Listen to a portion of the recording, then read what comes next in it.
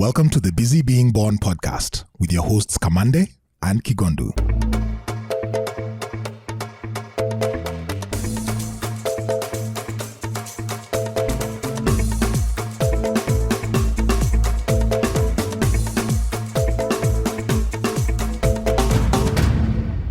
Ulikuwa na nini KCSE? Mase, ni opening thought bana.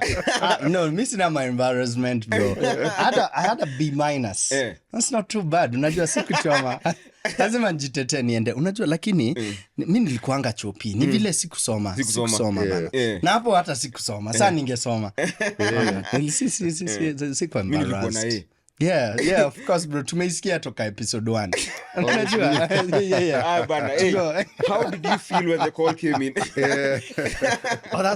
That's a pretty dope segue.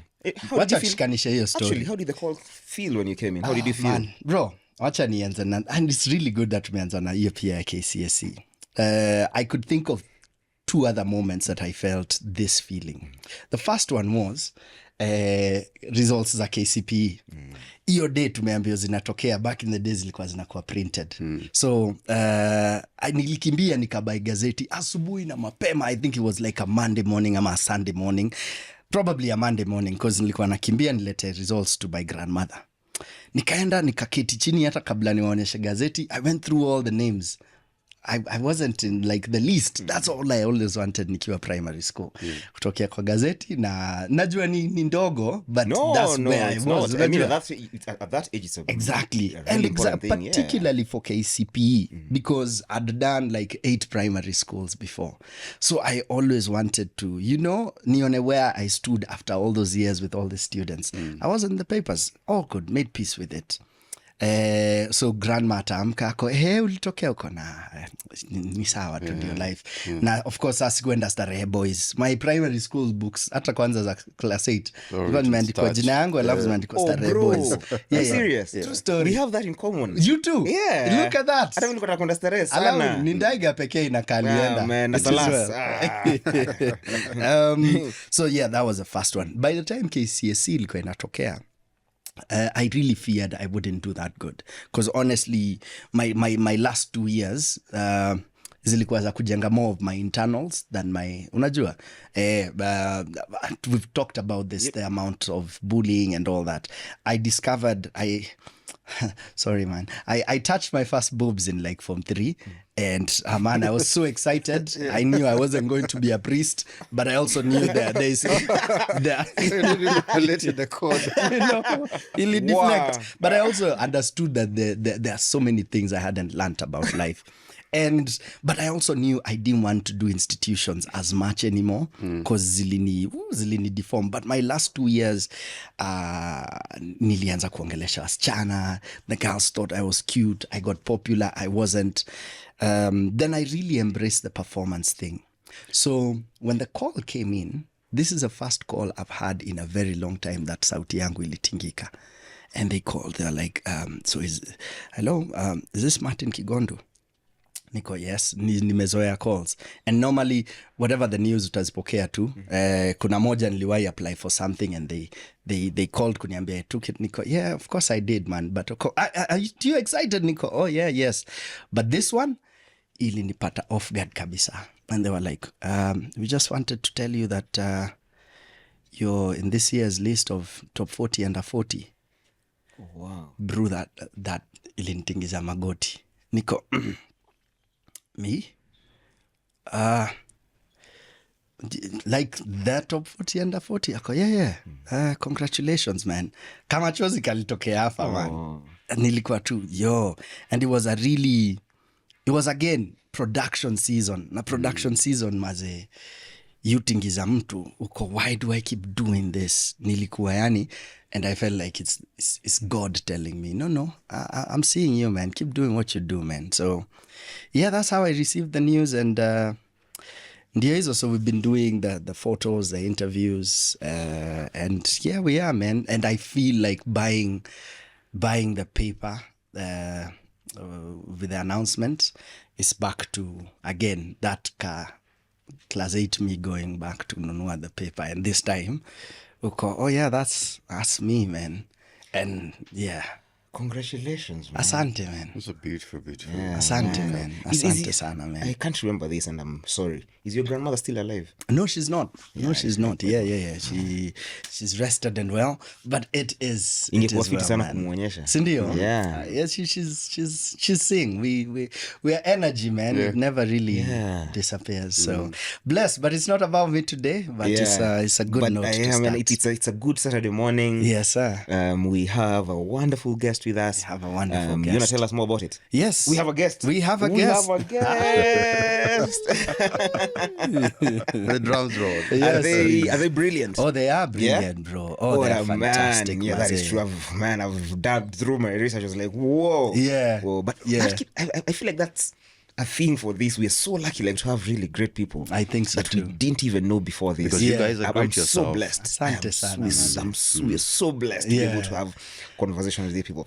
Are they representing the motherland? Oh, they are in Yeah? so many ways. So much so, Adi, like even with their latest works, you can tell as Africans, we don't just survive, we thrive and we lead the way forward, Maze. He's exceptional in so many ways, definitely representing the motherland. And last but not least, Yeah. are they busy being born? Oh, they're definitely busy being born, consistently growing, consistently building themselves in different ways. And like it's a rebirth with every season for them. They're like, we are like sitting next to an actual phoenix. Rajua, yeah, he's kept on doing it for the longest in so many ways, not only craft-wise, but even speaking to the man. After 15 minutes in, oh man, this is a moment. This is a moment by itself. So, yeah, exceptional. Tell us more. Let me jump in. Let me tell you who they are. Ladies and gentlemen, we give you our guest of the day. He is a Kenyan poet. He's a writer, a visual artist.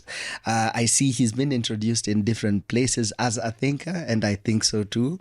He has a background in econ and stats. Unajua? Some mtashikana ati watu wa nini. You can Watu feel wa free to UN. contribute. I see you. I will contribute. Hey, man, please put the shots. Ndio, I'm watu wa kidding. stats in the building. But after a recent conversation with him, I think he's now carrying it with his chest and with a lot of let me use the word pride in a good way of being a teacher. So and I think out of all those accolades and titles we could give him, I think that is indeed what he is. A teacher, not only in from the direction of how to face life and how to walk through life, but in every other thing from his crafts and so on. So ladies and gentlemen, we give you an exceptional man with a fantastic book that is now out. It's his memoir. It's called Precursor, an unfolding. And it's a deeply personal book that talks about many things from pain to grief and silent struggles many face. And a much needed resource for everyone. And this is for patients, for caregivers, for families, for friends, and honestly, for all of us, for the society at large, because we need healing. We need to be held right when we are walking through healing. So ladies and gentlemen, we are more than honored to have this phenomenal human being that is Omondi Ochuka. Karibu sana. Thank you so much. Yeah, Thank you so man. much. Thank you. Thank you so much for making time. Thank you. When was the last time you had a hearty cry or a hearty laugh? A hearty cry, that was this year, 14th of February. A hearty cry because it was a joy grief moment.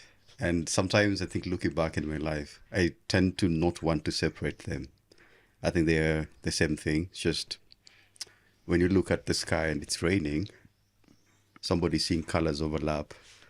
The other is seeing a rainbow. And that's the problem with naming. I think we just name these things because this is a grief, this is a pain, this is a struggle. But these things do blend in so much that they are one thing. The reason why I can separate it is because my daughter was turning 14. My daughter is called Awar. And 14 is also the number of years I've been a cancer survivor. But the very hearty soul of that moment was, I was 4 months into my new cancer diagnosis, acute myeloid leukemia. It's a form of blood cancer.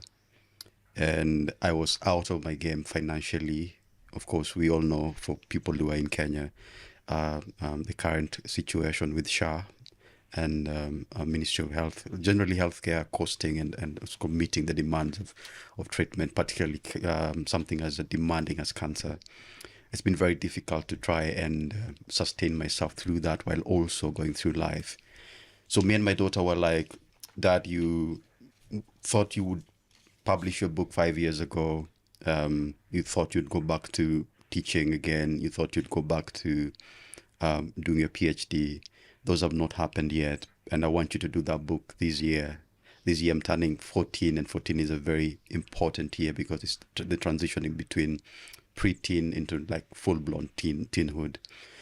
So my daughter does something very unlikely, but also very like her. My daughter lives in Sweden with her grandmother, maternal grandmother, and she creates a poster, and she says, my dad is going through cancer treatment, and I want you guys in my school to contribute money for my dad. My dad is an amazing human being. So this is happening while I'm not, because she knew if she floated the idea with me, I would not agree or readily accept the offer. So that happens until week 2. And I'm being called by the school principal that we've heard your story, and as a school, we're going to run a 1-month challenge towards your medical fundraising. Wow. And it was a beautiful moment, because we always say that children, we should protect them from anything else. And it got me thinking that my bringing a war into the world was already the biggest wounding I could ever do. Wounding, not in the sense of how we bluntly injure each other. It's the fact that when you bring a child into the world, that's the greatest vulnerability, first and foremost. So it's, what do you do with that vulnerability? Do you guide it? Do you mold it? Because when you're probably, let's say if you're a potter and you're making a pot, there's a lot of thought to it. There's a lot of mixing. It's not like when we were tulkotunatengen as how do you call it, vehicles or cars. That's a sort of like a reflection of the same. But when you're a potter, you're more thoughtful. You're looking at the finer print of the soil. You're looking at how do I balance water enough to give it some good moisture. How do I, keep on molding it to a finer print, just with your palm.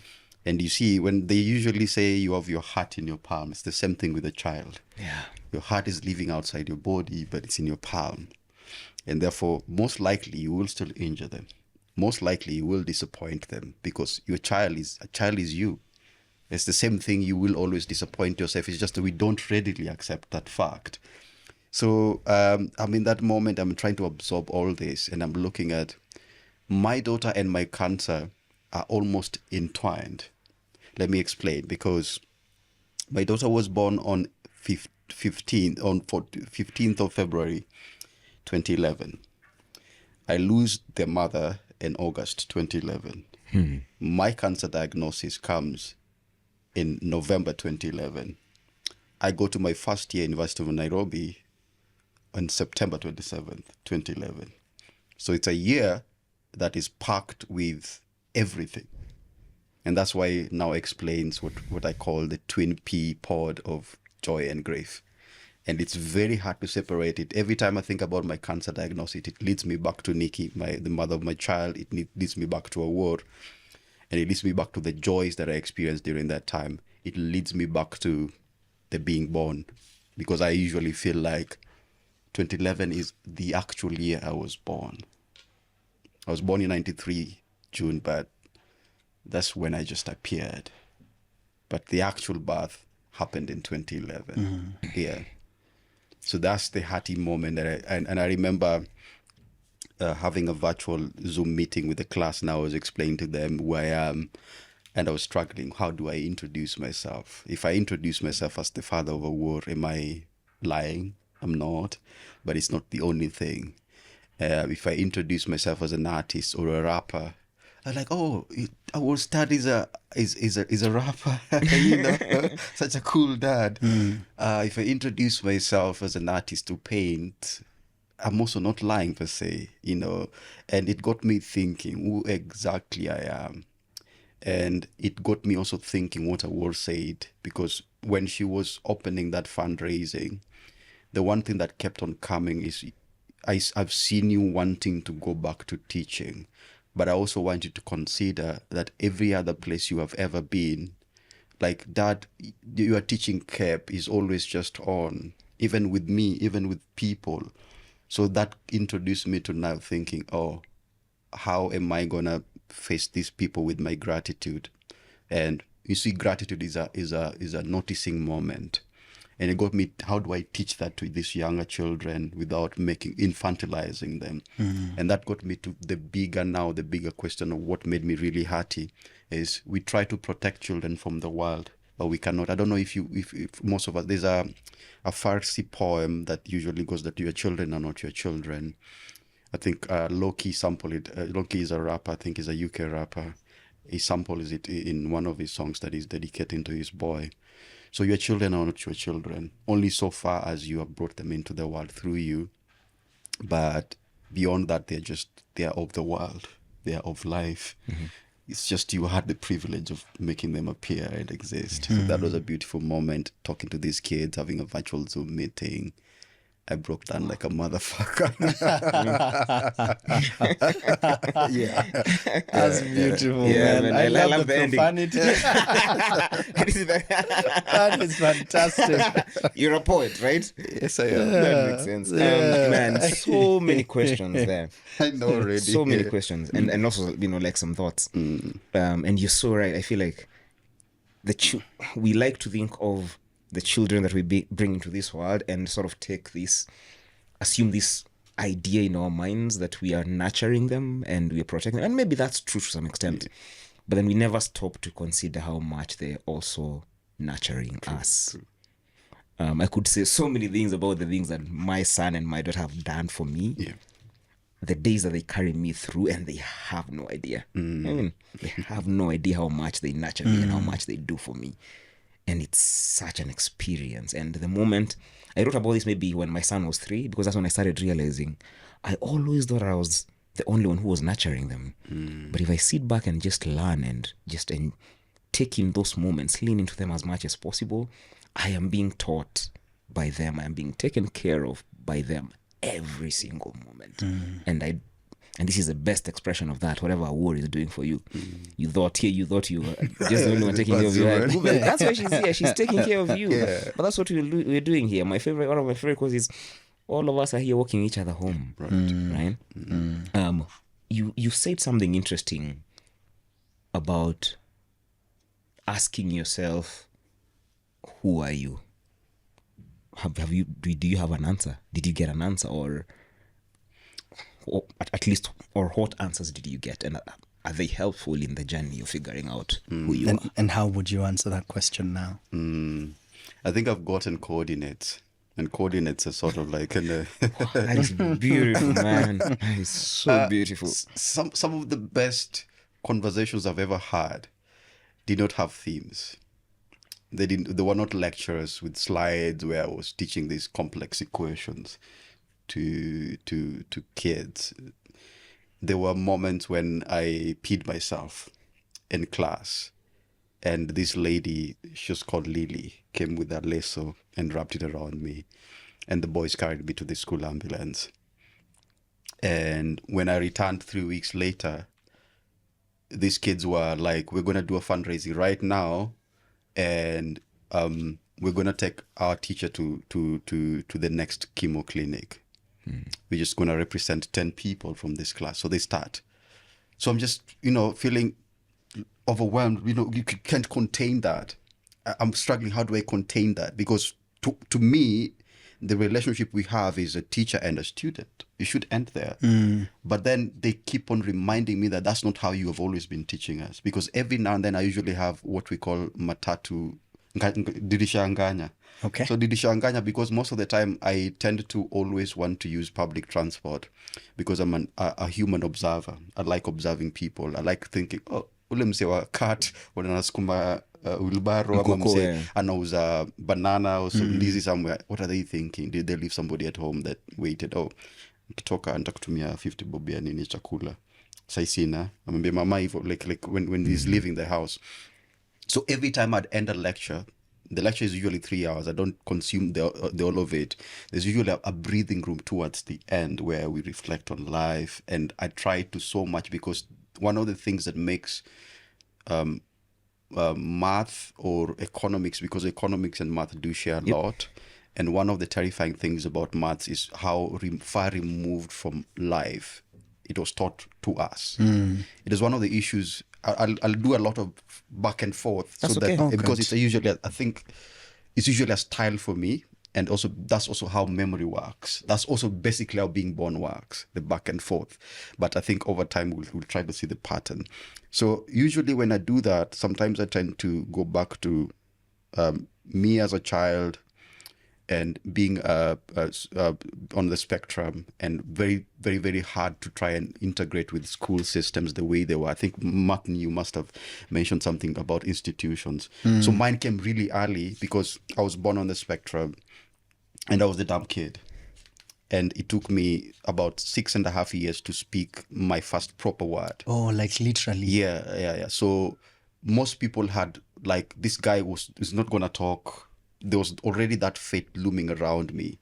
This guy's not going to talk, or if he talks, he's going to be developmentally impaired, and that was a big fate that I battled, and I battled it not alone. I think you do mention your grandmother. I think one of my most favorite people in the whole world is my grandmother, because I was born of my mom when she was in college, in University of Penn State. And I don't know my father. So literally every other thing revolved around my grandmother being, my mom being my father, being my grandfather after my grandfather died in 2002. And there was a bit of a struggle of how do I raise this child? Again, back to children. So I realized that looking back, we were raising each other, me and my grams. And I remember this particular time when I did so poorly in grade 1, and my grandmother had to go to school to quarrel the teacher. That you always say my grandson is dumb, but he is not. I've seen him draw. I've seen him do numbers, and they're marvelous. And that's where I first had my first word, beautiful, marvelous, sort of like celebrating the kind of child she was raising. And I saw that belief because I could see it in her eyes. My grandmother has one eye. She lost the other eye to diabetes. But there's a way she lights up when she talks about something she's passionate about. So over time, I could see the defense, and I wanted to be that teacher because my grandmother was that teacher. I happened to see her last 5 years towards retirement, and I would see how she would be very defensive of students that were less privileged. People were not doing poorly. She used to categorize her students because some of them were doing very good in class, but one of them was doing very good in athletics. And I could see how as a mother hen, she would collect all these people. And that's how she was also collecting me. So I remember, I think in class 6, when I was caned because I remember I scored 39 in maths. So back then, there used to be a paper in Luo Nyanza that was called Jesma. I don't know if I think it was. Of course, Jesma. Yeah, the infamous Jesma. So Jesma was one of those temptation to guide me away from temptation, but that was it. So a 39 meant you'd be caned all the other things to 100. Wow, That's 61. And then, yes, and then there would be other canes for umedropisha, minsko ya chuo, unaelewa. So that was very difficult. And then there was also the terrifying idea that if you're doing so good in CRE or history, those are not subjects enough, And then I don't know what's wrong with maths teachers, but I don't know if that is the same experience you guys had. But there was just a cruelty associated. There's a terror associated with maths teachers. Like the moment they step into the compound, I don't know what is up with them, but I didn't want to be that teacher. And because I was so good in maths, sometimes I used to wonder, exactly, am I really good at maths, or is it the terror that these guys are instilled in me? But why is it that when I go home, I do so well? Why is it that when my grandmother is teaching me, when she's anakanyaga cherahani, and I'm sitting there doing my homework, I'm okay? And she's telling me, just try it, correct it like this. And then sometimes we just have conversations. And it was just about life generally. And I end up doing so well when I'm doing homework, and when I go to school, something is changing. Now, link that to asking, who exactly am I? I get to a place, and I've told you that in 2011 was actually the actual birth. And when birth happens, usually there's preterm labor. You're wondering, hey, ni 37 weeks kweli? What is it really time? Or sometimes there's those false labors and contractions. I think women will definitely understand. And then as a father, you're always like, hey, Mazisa, this time imekuja, we don't even have enough money. We've not even built the court. What do we do? Will I be a good father? Am I ready? And most fathers do chuck. That's what they do, chuck, because they don't know what to do with that terror. So it's the same thing with the question of facing yourself, because it's a mirror moment. It's a mirror moment of like, who exactly am I? And am I brave enough to embody that question? Now, the reason why I said coordinates is because the things that have sustained me through life did not have definite answers. They had guideposts, and guideposts, you do miss them a lot. And that's the fun. That's the fucking fun. Because if you're open, remember when I told you about yearning and surrender? I struggle so much with my cancer diagnosis because I still wanted to live a normal life, to be the person who was in first year in uni, the person who wanted to earn his PhD by 28, the person who wanted to raise his daughter, the person who wanted to be the best MC. All these people were guideposts. But to me, I consume them as answers because they are the linearity of how our life is cultivated within us by society standard or by people who raised us. So you want to move from one to the next and to the next. But when a cancer diagnosis comes, it sort of dismantles that fantasy and then puts you back on your game and tells you by then now you're stripped raw, and it's either you're gonna pickpocket your naked self. And that's a very philosophical self, because if you're naked, then what are you going to pickpocket exactly? Yeah. And that means that you have to create pockets of joy in the grave. This life is so terrifying, but it's also so beautiful. And that's why I was telling you can't separate all these things. It's just a matter of what are you attuned to. And gratitude is a matter of noticing. You have to notice that in this particular moment, it's so terrifying that I'm grieving a child. It's so terrifying that I have a cancer diagnosis. It's so terrifying that I wanted to go to uni, but I didn't make it. I didn't get the points. It's so terrifying that I am not a very good student. I stammer when I talk. I get 39 in maths. All these things are coordinates of trying to find you, trying to ask yourself before the mirror, who exactly am I? Is it, if a teacher told me that I do so well in maths, am I exactly poor at it? Or if I'm poor at it, what else am I good at? And how do I compensate? Because that is how life works. Rarely do you find everybody that has everything, under one shop, under one roof. Rarely. Oftentimes, in fact, that's also even how we form connections, because you end up finding Martin is very good at something, Kamande is very good at another thing. And when we come together, we do realize this is already a community. Abu is listening to our voices, looking at, is something going wrong? Is the code correct? Grace is looking at our colors, is looking at, am I capturing the moment well? This is already a community. So if one person is not doing their job, there's an atrophy somewhere. If one person thinks just stuttering about it, it means that they're not contributing themselves into the bigger community. So I think getting to who I am, I started, first of all, confronting myself. I started excelling so good at maths. This nigga was terrified of it. So I would want to score 100 every now and then because I wanted to prove him a point, And I also started doing athletics because there was the notion that if you're good at academics, then you cannot be good at athletics. So I was also very good at football as well. So I was just telling, and then I also started being rude, like consciously rude. And that's also the moment I started realizing that I also don't do well with institutions, because institutions are categorical.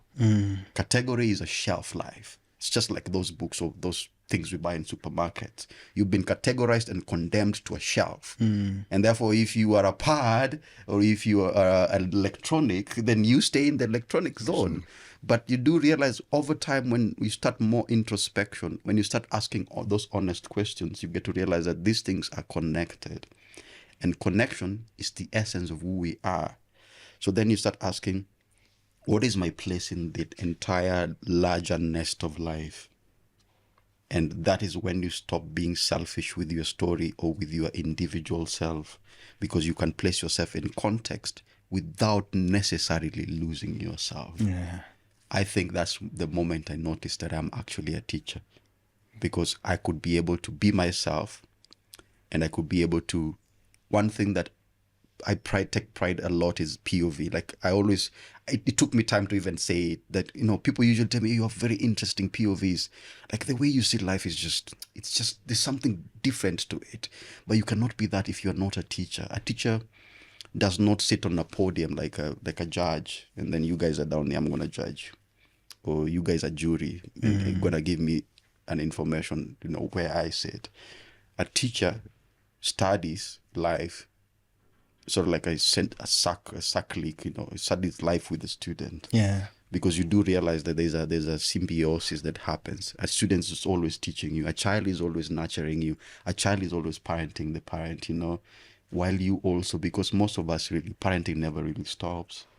You're always parenting yourself. So I got to that point and said, the one thing that constantly is me, even when I was a child, even when I was a teen, even when I will be 40, is I am a teacher. And I am a mirror. And teaching and mirroring is nearly the same thing. Yeah. Beautiful, Yeah, man. it actually is. Bro, the point of view, yeah? It feels like you started noticing your position as an observer quite early in life. Do you have an early memory of some of the first times you started noticing you are sort of more the observer as opposed to the experience of the moment, the experiencer of the moment, sindio? Yeah, so maybe it's that kid who's been bitten, but you're the person thinking about that moment instead. Do you have like, because clearly like the math, I like even just observing that and noticing that and wanting to do different things about it and wondering what you do had you been in the teacher position. I'm asking yourself, why do I have this terror with this person as opposed to this subject by itself? That's very observer like. So do you have like an early memory of some of those moments that awakening sort of started? I think that early moment is, I tried to capture in a song called Dugitera Bio. So Dugitera Bio is Luo for come back, take me for a safari. The last 3 years of my grandfather's life was retirement. And of course, because he was an academic, he had retired from Makerere University and then moved to the village. So the larger family, even the one that was in Nairobi and the one that was in Kampala, moved to the village. But I remember we used to drive a lot between Kenya to Uganda. And it was a long journey. And then we moved to the village and life changed because these two lives are different fractures, but the same bone, you know. And so my grandfather loved flowers a lot. Like he was a florist and he was a perfectionist. And it used to get me in trouble because as somebody on the spectrum, one, it was also coinciding with what at that time we were no name for it. It was just like, this kid is different. There's something about you. I don't know about it, but you're so troubled because I didn't have any sense of regulation. It comes of social settings. Like we are in a dinner table and I see you lying, I'll just tell you off. I didn't know that there's a certain restraint that happens, you know. You're telling me that we're going to church. Why are we going to church? You know, and that used to rub especially my grandmother, because she's a very strict Christian mother. But with my grandfather, he was sort of like an apologist. So he was able to contain these two worlds of extreme inquiry while also being a faithful. And so naturally I gravitated, my inquisitive self gravitated towards him for those very needs, but for the soulful grounding, then my grandmother. So I remember this time when we went to see, there's a guy called Muma. I think he was one of his childhood friends. So we drove to Kitale. It was an old Peugeot that was, the white Peugeot, if you remember it. But I remember when we got to Muma's place, on our way back, this guy sampled some flowers that, we would take back. And I noticed that is one of the things he would do. Every time he would visit one of his friends, he would tag me along, and he would pick a few things, some very, very childlike stuff, like a stone or something that he carved. He also did a lot of carpentry. And that's the thing about those people, like those older, they could do a lot of stuff. This person could wear so many caps. He was a carpenter, he was a florist, he was a gardener. And so when he goes, he has something that is like a souvenir, sort of like he would gift his friend. And then the friend will also give him this, take back home. So that was the first idea of noticing of friendship, and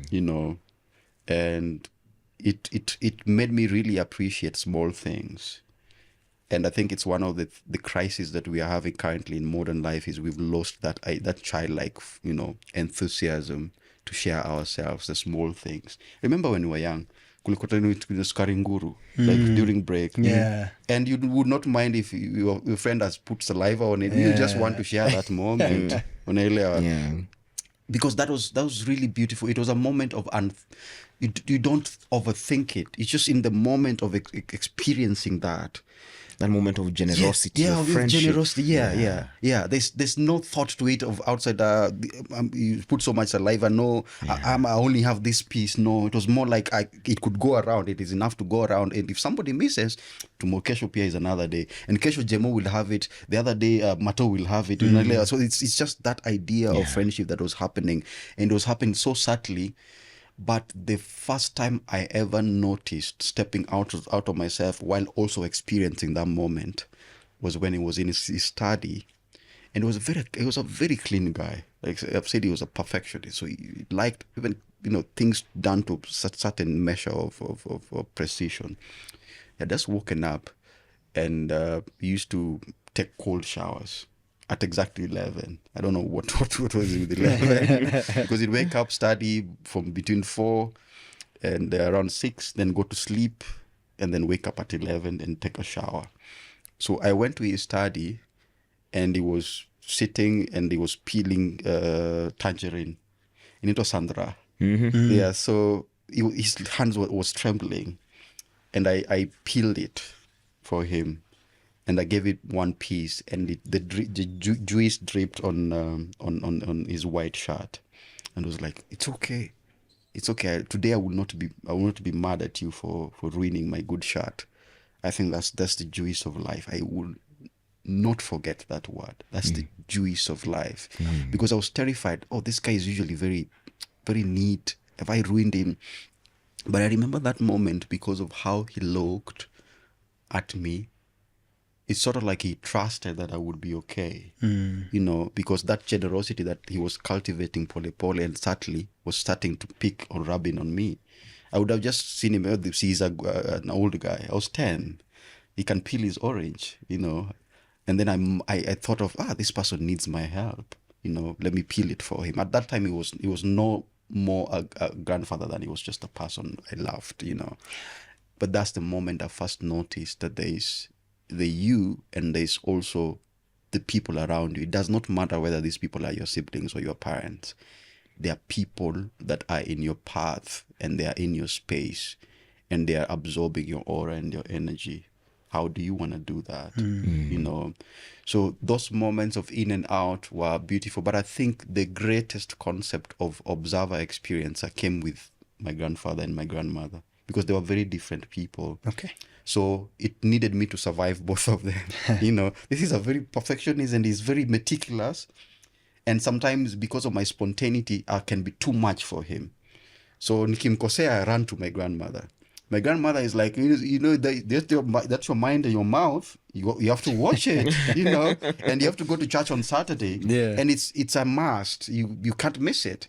But my grandfather is trying to introduce me to C.S. Lewis because he was a Christian apologist. He's trying to tell me that your mind will have trouble surviving this world. So I also have to give you certain tools, but don't tell grandma.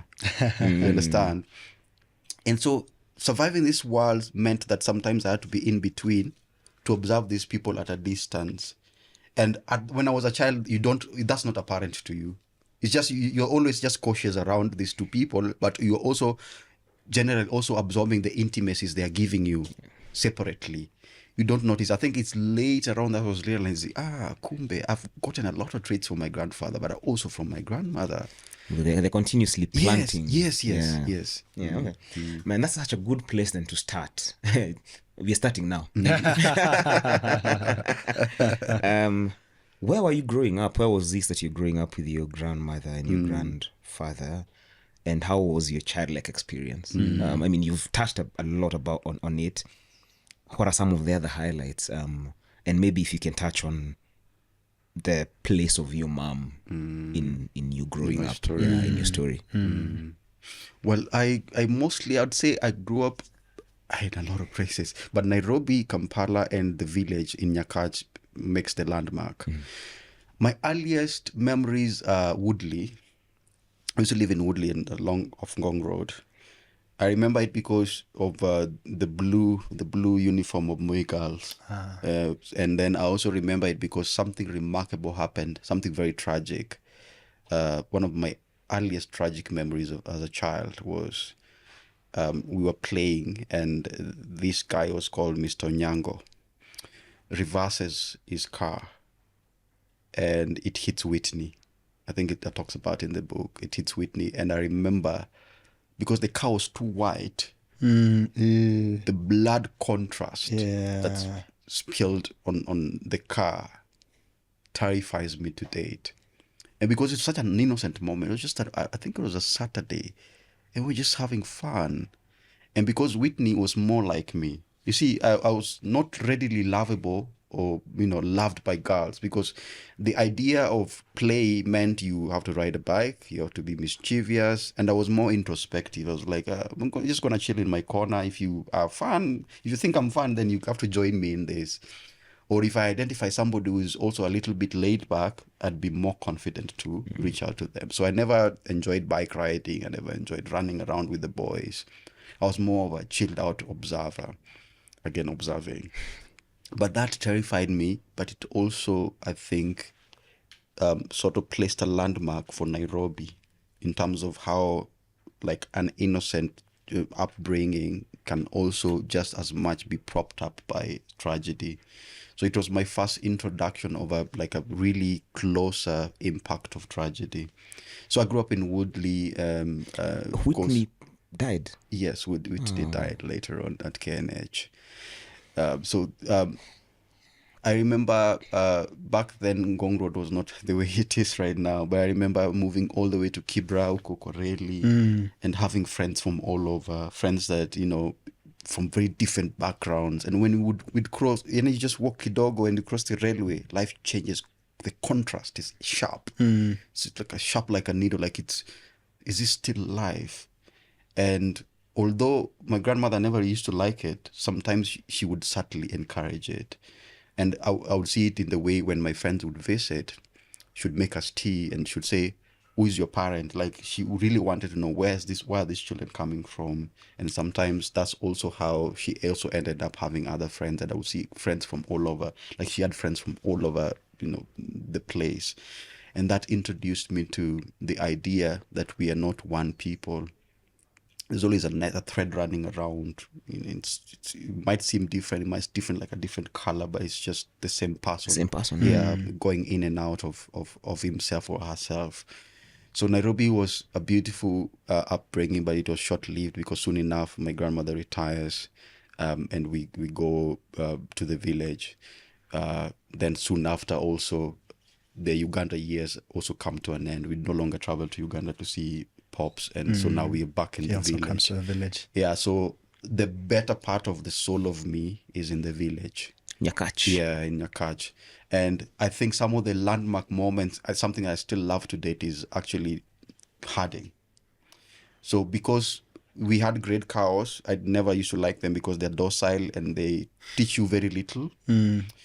I liked going out with the boys, and we'd travel almost 10, 15 kilometers. We'd leave in the morning when schools are closed, especially.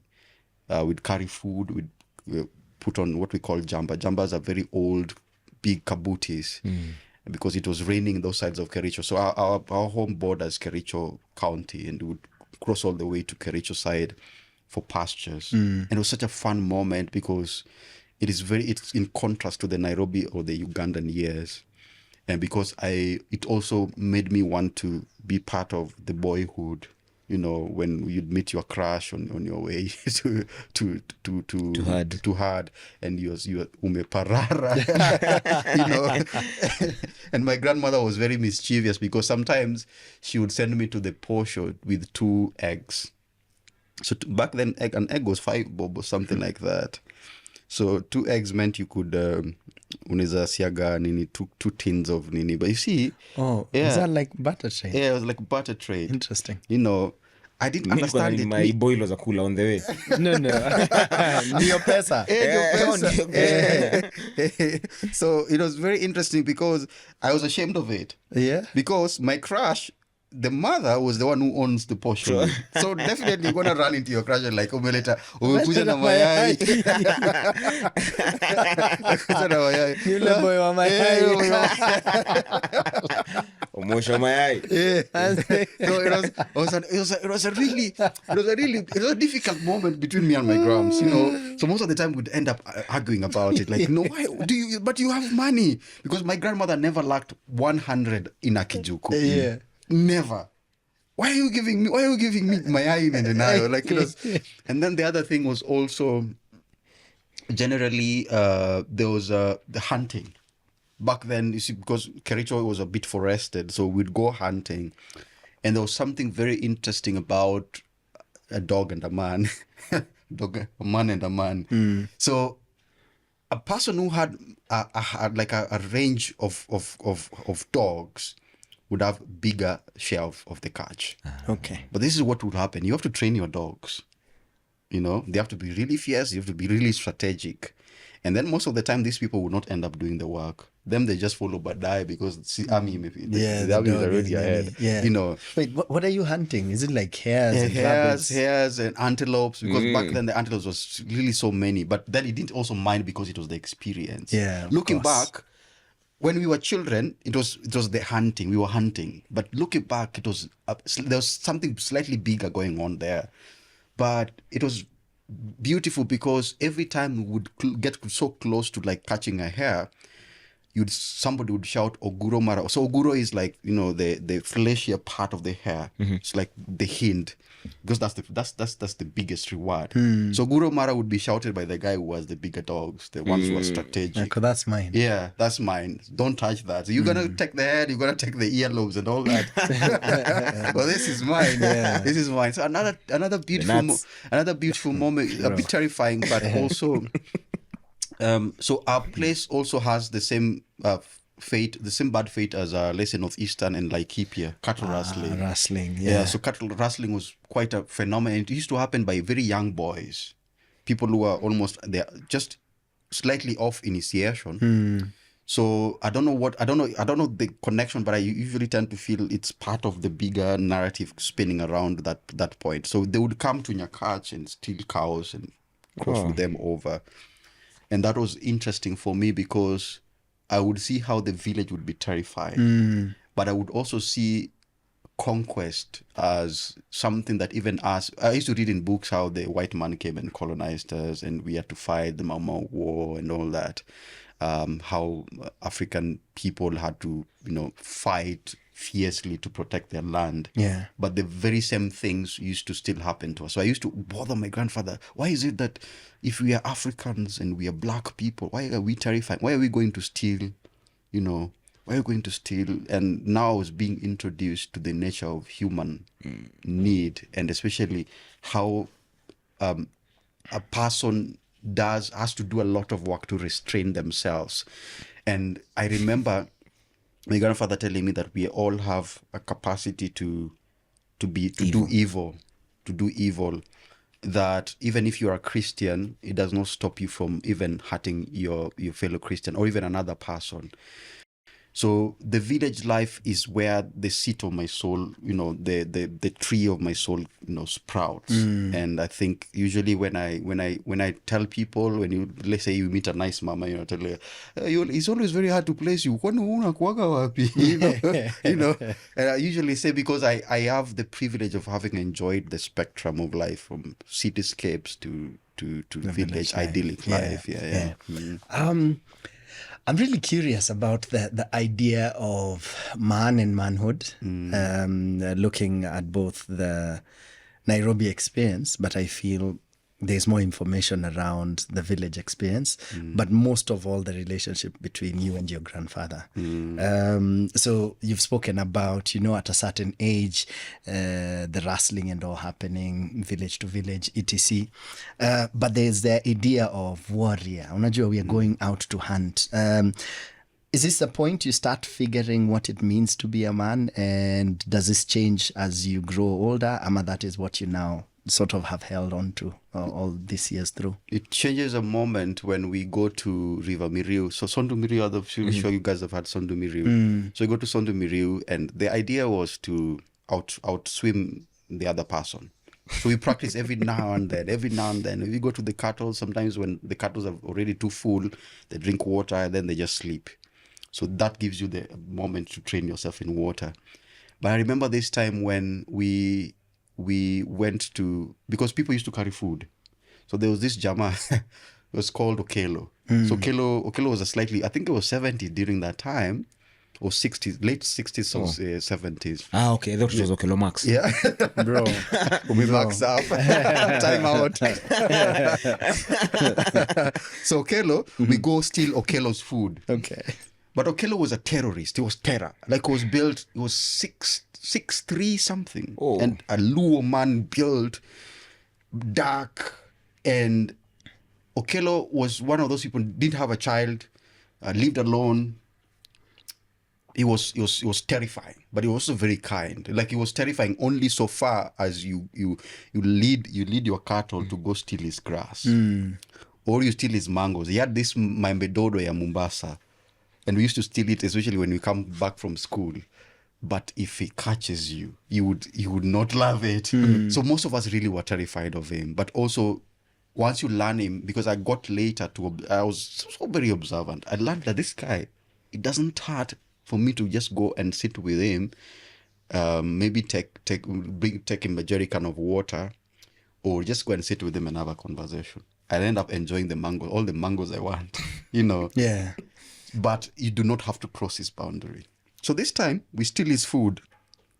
And he comes, and another guy who was observing another guy from the other side of the bank of the river was like, I saw Ochuka, which they used to call me Doki, from Doc. So, Doki Oka Ochiembi, they was taking your food. So this guy comes, and he had a panga that was, tunasema panga imechomwa. Like, it's not just the normal, it's twice extended. Yeah. And it's sharpened. Hey. And then it's also ground in sand. Yeah. So it's shining. Yeah. And it's sharp. It cuts a reed like this and it goes. Yeah, So this guy comes and it's just cutting through the waters. And most of the bigger guys had learned how to swim underwater. So you sort of disappear. Yeah, you disappear and you do not know where this guy is. But he's just trying to cut through the waters, and it was terrifying. But I remember that moment because it linked me to the idea of a man. The idea of a man started to change because I was seeing that men were very different. They were not, my grandfather was modest and reserved. But I also noticed it also from how my grandfather used to love misfits. He enjoyed connecting with drunkards. Especially, he enjoyed, there's another guy who was called Churchill. Churchill was a madman in our village. But they used to have convos like, bro, this guy everybody says is a mad person. Why do you have conversations with him? And the conversations were not meaningful, like in the sense of like you can connect them. Yeah. This guy was just randomly vibing in his zone. And this guy was like, we'll be listening, my dear, like, is that true? I sit down, let's have nyoyo. And then every time he'd go to see Churchill, he'd take, because that also brings me back to how I became to love Githeri. He'd take Nyoyo. he'd take Githeri and put it in a polythene bag and put it in his coat. So every time he goes to see Churchill, because Churchill would not trust you giving him food from a plate. That's not his world. And I said, okay. So if you want to meet somebody, you also have to meet them from where they are. So that was changing for me. So the warrior nest came later on, when now I was seeing the people who used to come steal cows are young boys. They're like in their post-teens. And they could cause a lot of terror. So does that mean that us as people, and I would see that my older uncles and cousins and other older people, or the older boys in the village would be summoned during the night when there is a season they are expecting a cattle raid. They would be summoned to do community policing. And that was like, okay, so a man is supposed to defend the family. But I was looking like, okay, me, so now what am I going to do to defend my family? And that cultivated the sense that I could use academics. I really wanted to build my grandfather and my grandmother a good house. I really wanted, because they had gone to Japan, I think in the 70s, one of their vacations. And I really wanted to do that for them when I somehow grew older, take them to Japan once more, or some other beautiful place. I really wanted later on to just be the pride, because then again, I felt indebted to them. So the place of my mom, because I generally have no sensibility with my mom, because it's just a blank space, because my mom passed when I was like 5 months.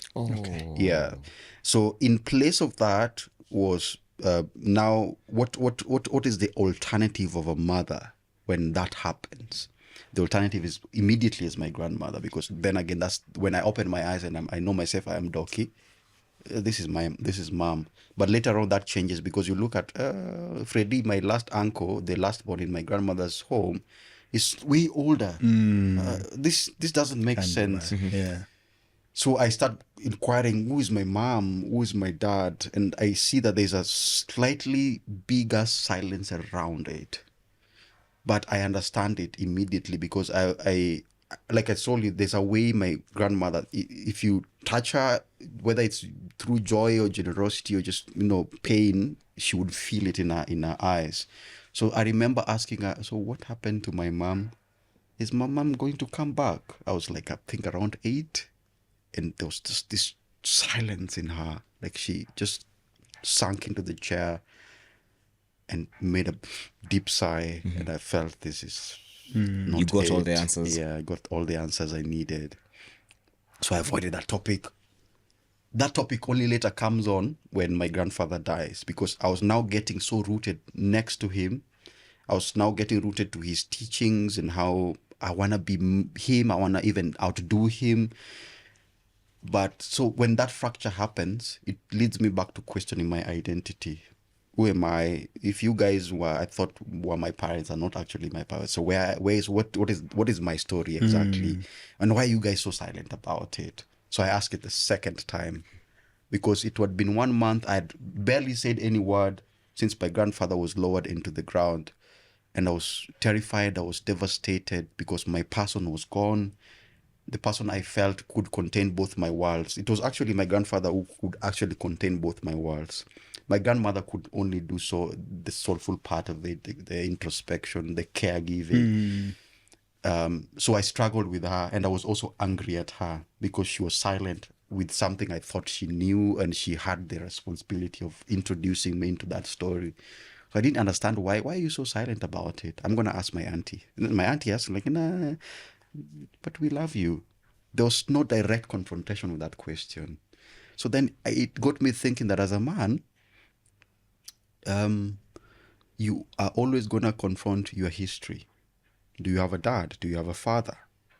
Understand? Because you'd play with the boys and they'll tell you, but those are not your parents. That's not your dad. Yeah. You don't have a dad. Your dad got you in Loka. Loka is the other side of the river, to mean abroad. You understand? But your mom got you in locker when she was young. So you start questioning, okay, so am I inadequate? Am I not whole enough? But my grandmother says she loves me, and my grandfather says he loves me. How then are you saying that I'm not adequate? How then are you saying that you are whole and yet your father beats you like he doesn't care? My grandmother has never beaten me for something I did not do, and she doesn't beat me without ever telling me this is why I am punishing you. I see the way your father beats you. I remember this guy called Obala. So Bala, his father was really cruel. And their relationship was not the relationship I had with my grandfather. But I remember when he told me that, and because he was so huge, was bigger than me, he used to bully me a lot. Every time we'd go to school, every time we'd come back, and because our place sits at the table because it's a plateau, so it's sort of like a hill. So our home is just slightly below the plateau. So we'd climb the hill to go to our school and then come back later. It was like 15 minutes Walk. Yeah, walk. So I remember thinking, this guy is too big, and he's always such a bully. And that's the thing I later learned about bullies, because there's always a bigger projection they have that themselves There's they're a not pain. confronted. There's a pain in them. And it came as a result of just seeing how, because at the end of the day, he was also still my cousin. So I'd go to their home and see how he's being treated, the relationship he had with the dad. So are you saying that you have a dad because you just have a dad? And what is the functionality of that dad in your life? So I remember this one time I said, this guy is not going to bully me anymore.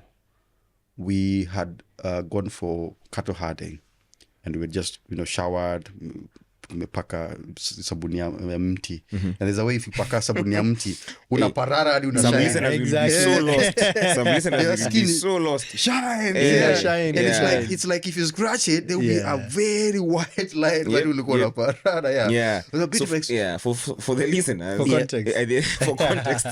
Kitambo in the village. Makuku na mafuta. Yeah. You couldn't afford mafuta. So when you shower with the kipande, baso, Bats off. you used it for showering, and then after you shower, you also use it as You mafuta. wet it a bit. You wet it a Yeah, bit, kidogo. alafu unajipaka. Ukinyeshewa buda. Nafikana maform. Kachita patches and all Exactly. that. Yeah. So I remember looking at this guy, and he's so old, and because I find it really hard to confront him, and because it's not even in my nature. My nature is usually diplomacy. Okay. I don't ever need, just find a way to balance these people. Just find a way to be a Kalonzo somewhere, always just finding out.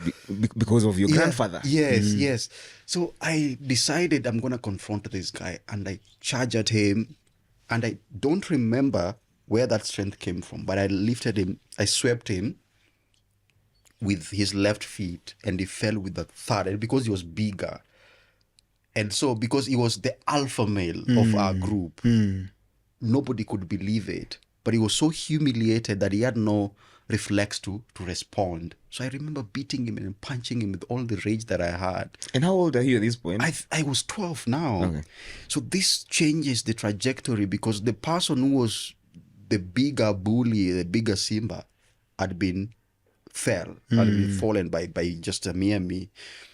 And it was the last time I ever exercised my boundaries very violently, because there was a contained anger that had accumulated over time. But I remember also that moment, because it punctured his ego.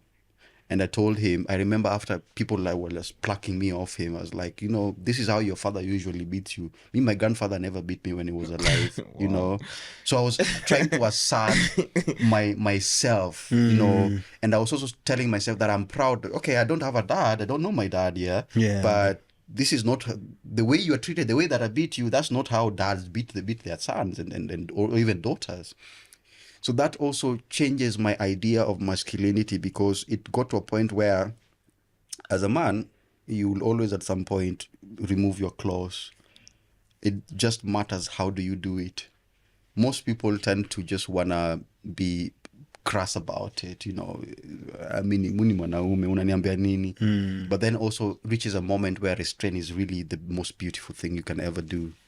It's just a matter of how do you More often balance than those not, things. actually, Yeah. That's fascinating, Maze. Yeah. And I love that we are sitting and seeing moments for what they are, and not only studying that very moment, but now removing little, yourself yeah. and now giving notes on that. Maze, this is so exciting. This is reflection, one man. of us. I'm curious now, just to put a couple of years together. The coordinates, yeah, and what you pick from the high school experience of, again, understanding who you are and the things that you're sort of working towards, the things that you want right before the cancer diagnosis. So right before campus. What's that high school experience into first year of And what campus? pillars, coordinates did you pick up from that period of your life? High school was beautiful. It's called to Maseno. You went to Meseno? Yeah. Ah, interesting. And Oh, wow. that's not the only school. It's just this as an introduction. But why that is important is I go to a school that is a national treasure, and there's a certain culture to it because you have to go to church. I started rebelling because my grandfather had died, and suddenly therefore there's a crisis of grief and meaning somewhere in between. And I don't like church much as I used to. Plus, it's not SDA the way it's ours. Plus, I'm just rebellious. But the rebellion that I didn't like so much was how I don't know if you guys experienced it, but there was a lot of beating with the belt by prefects. So I was like, again, Mimi, my grandfather has never beaten me with my belt. Who are you to beat me? Like, when nani? So that is the first point of contact I ever have with Maseno, And because this thing was so foreign to me, I couldn't understand that a fellow student could actually beat me with a belt. Nah, bro. Yeah, that's not happening. So I nipasasi. And I was like, because I confronted this PD guy, I think it was in Form 3. They're like, no, that's not going to happen to me. And I remember talking back to the deputy and telling him, this thing is gonna bite you someday, because the way schools are nowadays, things are changing. We are more comfortable saying how we feel. And I feel like if this is the model school you say that you are, if this is the kiddo alliances that we are thinking, then this should not happen in such a society. This is the highest forms of society. I feel like this is bullying in another sense. I was talking these things. I didn't see Institutionalized bullying. Yeah, I didn't see that there was a sense of justice that was budding in me. Again, teaching, because it just came naturally to me that there's no way. If I did have a mistake and you're the prefect, yes, why don't you write my name down, and then the following day, if it happened at night, take me to the teacher. What justifies you beating me up what with a belt? justifies that? And if you are to punish me, there are so many ways you can punish me that are commensurate with your leadership. Yeah, you're not a teacher, you're not a god, you just like me, you wear the same uniform as me, And I say that if we guys are equal, one of the ways in which we are equal is because we wear the same uniform. We are in the same school, we sleep in the same dormitory. And that is supposed to be the essence of the uniform. To equalize us. Yeah. So why is it that there's a power imbalance in here? And the way in which you punish people just for sleeping during a prep class, it doesn't make sense to me, So I had that, and because church was mandatory, whether you were a Muslim or not, I started struggling with that, and I got into a lot of trouble with teachers. And then I remember, because my grandmother was in the PTA, bro, I'm not going back. And I think I remember that's the first time I ever told her that I want to be going to church. And there was just a silence. There was just I think a resignation. I felt she was going to beat me up, She's going to take me to an approved school, because she was those thorough old school teachers. When if you come out, maybe I'll take you to an approved school, But she didn't. She was very graceful about it. And I remember telling her that, Mimi, I'm too smart anyway. I'll do well in any day school. So even if it's just this day school, take me there. And then I ended up to another school called Fudiboro, which is also not very far from our home. It was a relatively good provincial school at that time. Okay. Boarding? Both boarding and mixed. Mixed boarding. And that was the most ideal school I've ever gone to. Mixed boarding. Mixed boarding day. I like that, yeah. Yeah. So it ended up becoming the defining years of my high school. How long? So did you finish Form 1 in Maseno? No idea. Went checked out of Term 2. So I went there. Yeah, wow. Went there in Term 2 Form 1. So I ended up spending the rest of my high school in Trudiboro. So that's where now I'm experiencing sort of like a society, a micro society, for lack of a better word. But the same problems I was experiencing in previous school, even including Maseno, were the same ones I was experiencing here. The same maths teachers I was confronting in primary school were just exactly here. But I remember the defining years were strikes. Strikes happened a lot after the 207 PV, post-election violence, because it was a bigger rupture. I would call it like when ruptures happen at conscious, at macro conscious level, they tend to permeate, especially when children. There's a way, and I think during that time there was a lot of unrest in many schools across the country. I don't know whether that's the case. I think many of our listeners who are from that era can actually corroborate the story. But it kept me constantly asking teachers, why don't you introduce elections for so that students can actually be part of their governance, so that they can elect their leaders? Why is it that you guys see the ways prefects are treating unfairly students? As the same injustices that I was seeing in Maseno were actually here. And I was telling this thing is gonna blow up on you, because you can't. Capital punishment, the way it was dispensed in the 90s all the way to early 2000, it can no longer work, because students are not as respectable as they were. They are more likely to sit down with you and tell you, this is not something I'm going to do. So there was a strike that happened in 2007 that was very interesting. And that's also the moment I think I remember meeting Nikki. So I'm dating now.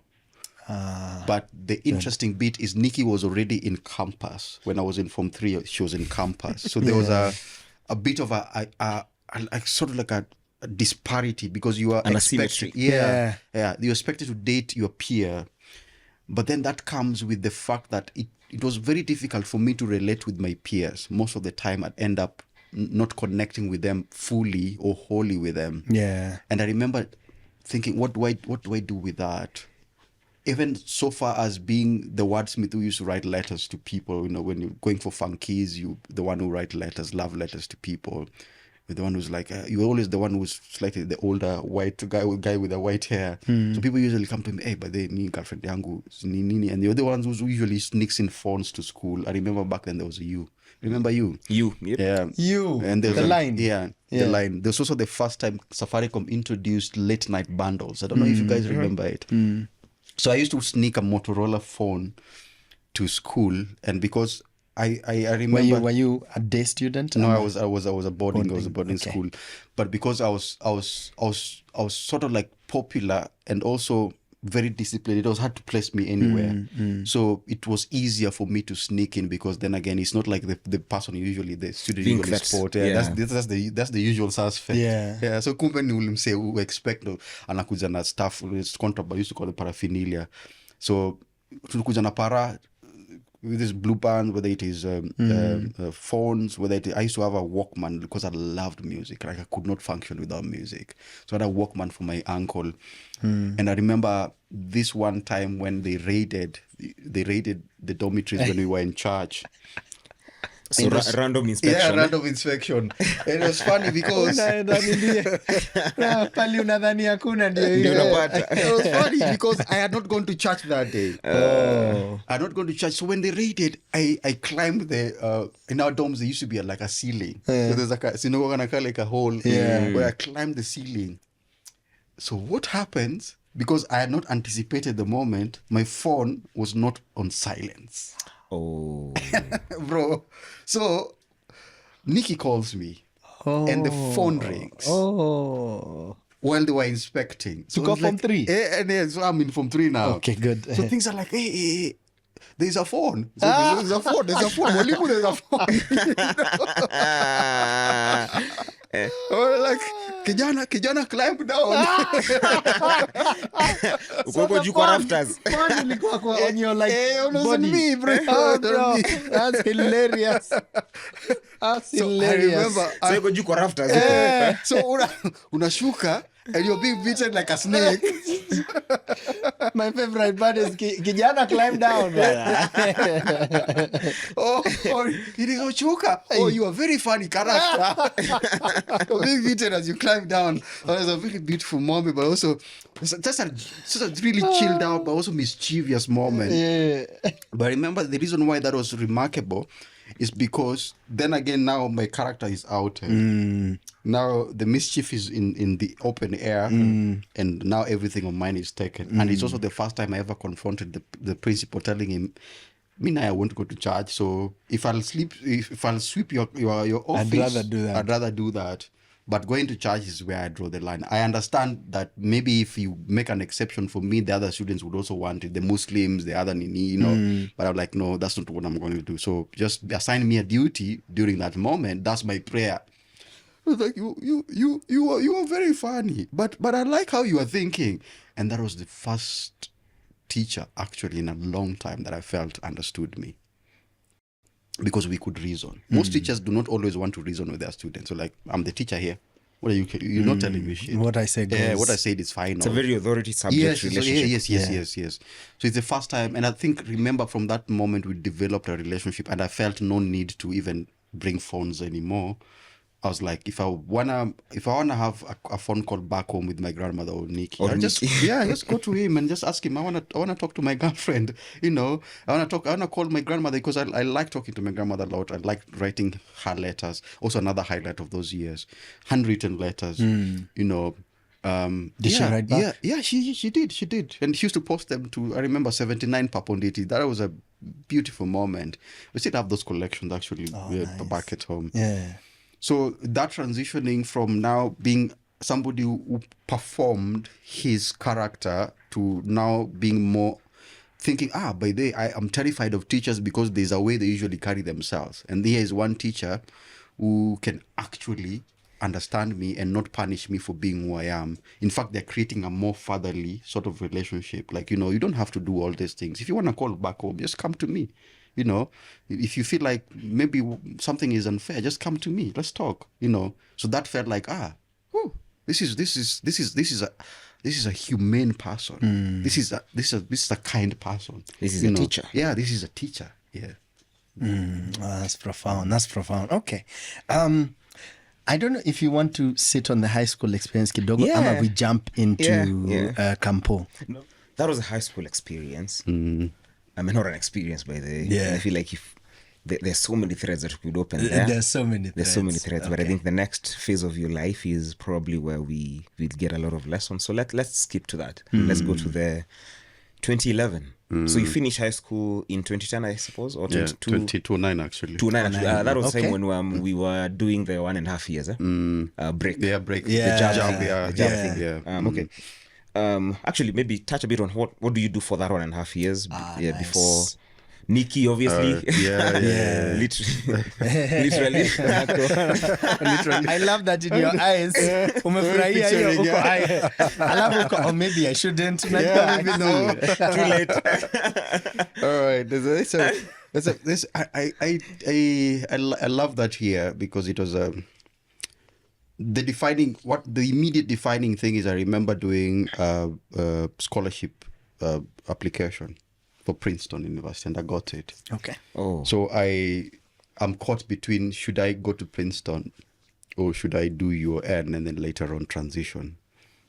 So that was the defining moment, because I didn't anticipate I would do. I knew at some point maybe there would have been a transition from Kenya to maybe another place. Yeah. But not that immediately. But I remember the better part of that year, because my uncle Freddie was now in Uganda. He was working for ESE. So I spent a major part of that transitioning period with him. And then I moved back to Nairobi, I think, in August 2010. I moved back to Nairobi. So now I'm starting life with my uncle, and trying to also figure out, I'm now a full boy. Back then, you see, it was just a bit of a hiding around. You're young, and plus this chick is older than you, so there was a bit of some consideration. And now I'm now approaching 18, so that changes for me, because then again, the dynamics of if the man is younger than the woman, how do you deal with that? Is it even right before the society's eyes, And then also, how do you merge or marry histories? Because back then, the whole idea, the whole concept of a relationship is you hope that one day you probably end up married. So this is a partner for me. So that was a bigger reflective moment, because I then again found out that relationships are probably the greatest mirrors of a human being. And it doesn't have to be an intimate or a romantic relationship. Like generally all relationships, friendships, if they're intimate enough, there will be the points or the places where you will be reflected more, tested more, discovered more than anywhere else. Because in it, you therefore, especially after some point, you're not just the good person. You can be the awful person, the person who has mood swings, the person who thinks a lot, the person who worries about whether he's a good boyfriend or not, the person who thinks how do I connect with a Rwandan family? Yeah. Ideally I should have married a Luo, or I should have found a Luo or a Kenyan. At least we have a reality share. But Nikki was Rwandan. Yeah. So these things challenge my worldview so much. And you get to understand that when you're meeting or just generally getting to vibe namse, you're always also vibing with their history. Their history comes actively in place. They might not tell you, you might not even realize it at that point, but when we meet each other as people, generally as human beings, we're also meeting our histories. We're also meeting our blind spots, the things they do not know are about them. And then you tell them, hey, is that really me? Because sometimes I used to feel like I have overcome some of the fears I had, like the father gap, the father wound. But meeting my girlfriend, I'm like, she always tells me, you're always very protective. You'll be a very overprotective father. And it's like, no, see me, I'm just chilled, Or you always think so lowly of yourself, because I was like, as a man, there are these sets of things you're supposed to checklist for your girlfriend or for your lover. You're supposed to come from a family that's full set. You have a mom and a dad. You're supposed to be financially stable. Money thing, yeah. Man is supposed to be at least 5 years older than the lady, or at least older than the lady in a typical sense. But looking back at my life, everything about my life was almost atypical. It was not the sense of convention. So I was struggling because I was approaching my girlfriend and I was approaching my friendships that I was forming in transitioning to college with the convention that I was inadequate. And that tells me that now captures the story of I was not confident in terms of owning who I was, owning my voice, owning even the many exceptional ways I was gifted. And I think that's the moment I started doing intensely journaling and diary keeping. I've always kept a diary through my life, but I remember during those times when now Nikki would tell me one of the best ways to actually ground yourself is write. Just channel that thing into a creation. And because you're multi-talented, I mean, you not run short of ideas of what to do with whatever it is you're thinking. And there was a bit of being like in terms of being brought back to the lifeline, sort of like a river when the seasons are too angry and nature is protesting back and reclaiming itself. That was also the same for me. So there was periods of deep grief of, if I ever feel like now I have a girlfriend, will I call my grandmother as my mom? Yeah. There are some certain times I really missed my grandfather, and it would automatically lead to the gap of not knowing my father.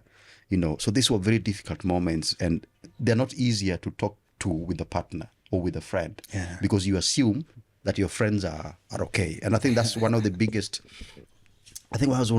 mistakes we do as generally people, that we are in the gutters of our lives, of our seasons, and you're looking at Grace, and Grace is living the best life from where you're sitting or from where you're lying, And I remember writing this poem that I want to get buried.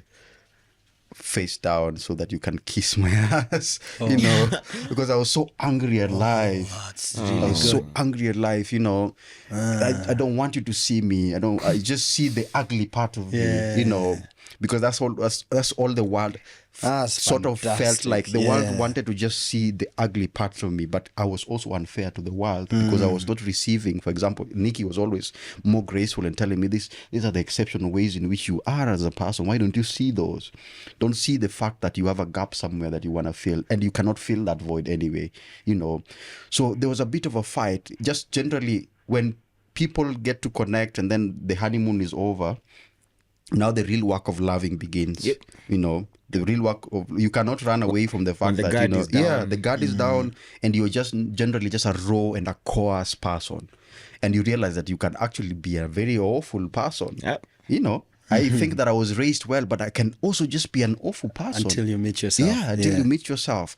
So there's a lot of meeting up, and I usually credit that courtesy to having like a really gracious person, somebody who's really also not competitive in their wounds, because we all have wounds, you know, and I feel like most of the Say that time, again. Not competitive in their wounds. You That's know, a bar. yeah. So Man. because Yeah. and then look at it. She used to tell me this one thing. I will always remember it. That you are in the gutter, and maybe you think, us as an immigrant, my mother is a diplomat, we live in Gigiri and all that, but you are in the gutter. But the richness of your story, my God, you're looking at the stars. It's just that you're too blind to see it. You know. And it got me thinking, that very funny thing that my grandmother used to do. When you go to the, you know, we wake up in the morning and sometimes you're too rushing to go to school, she'd remove our mothers did that. I don't know whether your mothers did it, but, you know, she'd remove a spade, remove, this call it a lolo. It's just the thing that collects in the eyes. Remove it. And it's like, don't do that, mom. Matongo. Yeah, don't do that. But that's an act of care. And anything that is loving, anything that is gracious, usually removes ololo from your eyes. I think that's the ultimate, the clarity of love. Because love offers you clarity than any other thing. When you're loved, and that's why when you're loved, you're glowing. When you're loved, you're centered. When you're loved, you're not mean. People become aggressive and competitive in their wounds when they're not loved, because there is a fear that I'm not getting enough, or there's a fear that in the future I may not have enough.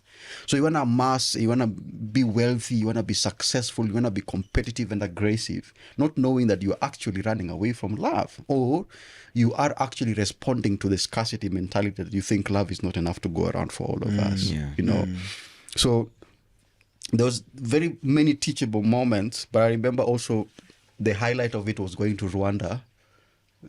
She had not gone to Rwanda in a long time, and because they are a product of the Rwandan genocide, like 12 family members were wiped clean. So that was a difficult moment in their history, in their family, you know. And so going to Rwanda was sort of like a meeting of the past. And it also sort of like showing me that your family, you lost your family members. Like between 2002 and 2003, we lost Pops, we lost Uncle Jay, we lost Uncle Walter, we lost Auntie Rosemary. So these people died in a span of 1.5 years. And then that left me with my grandmother.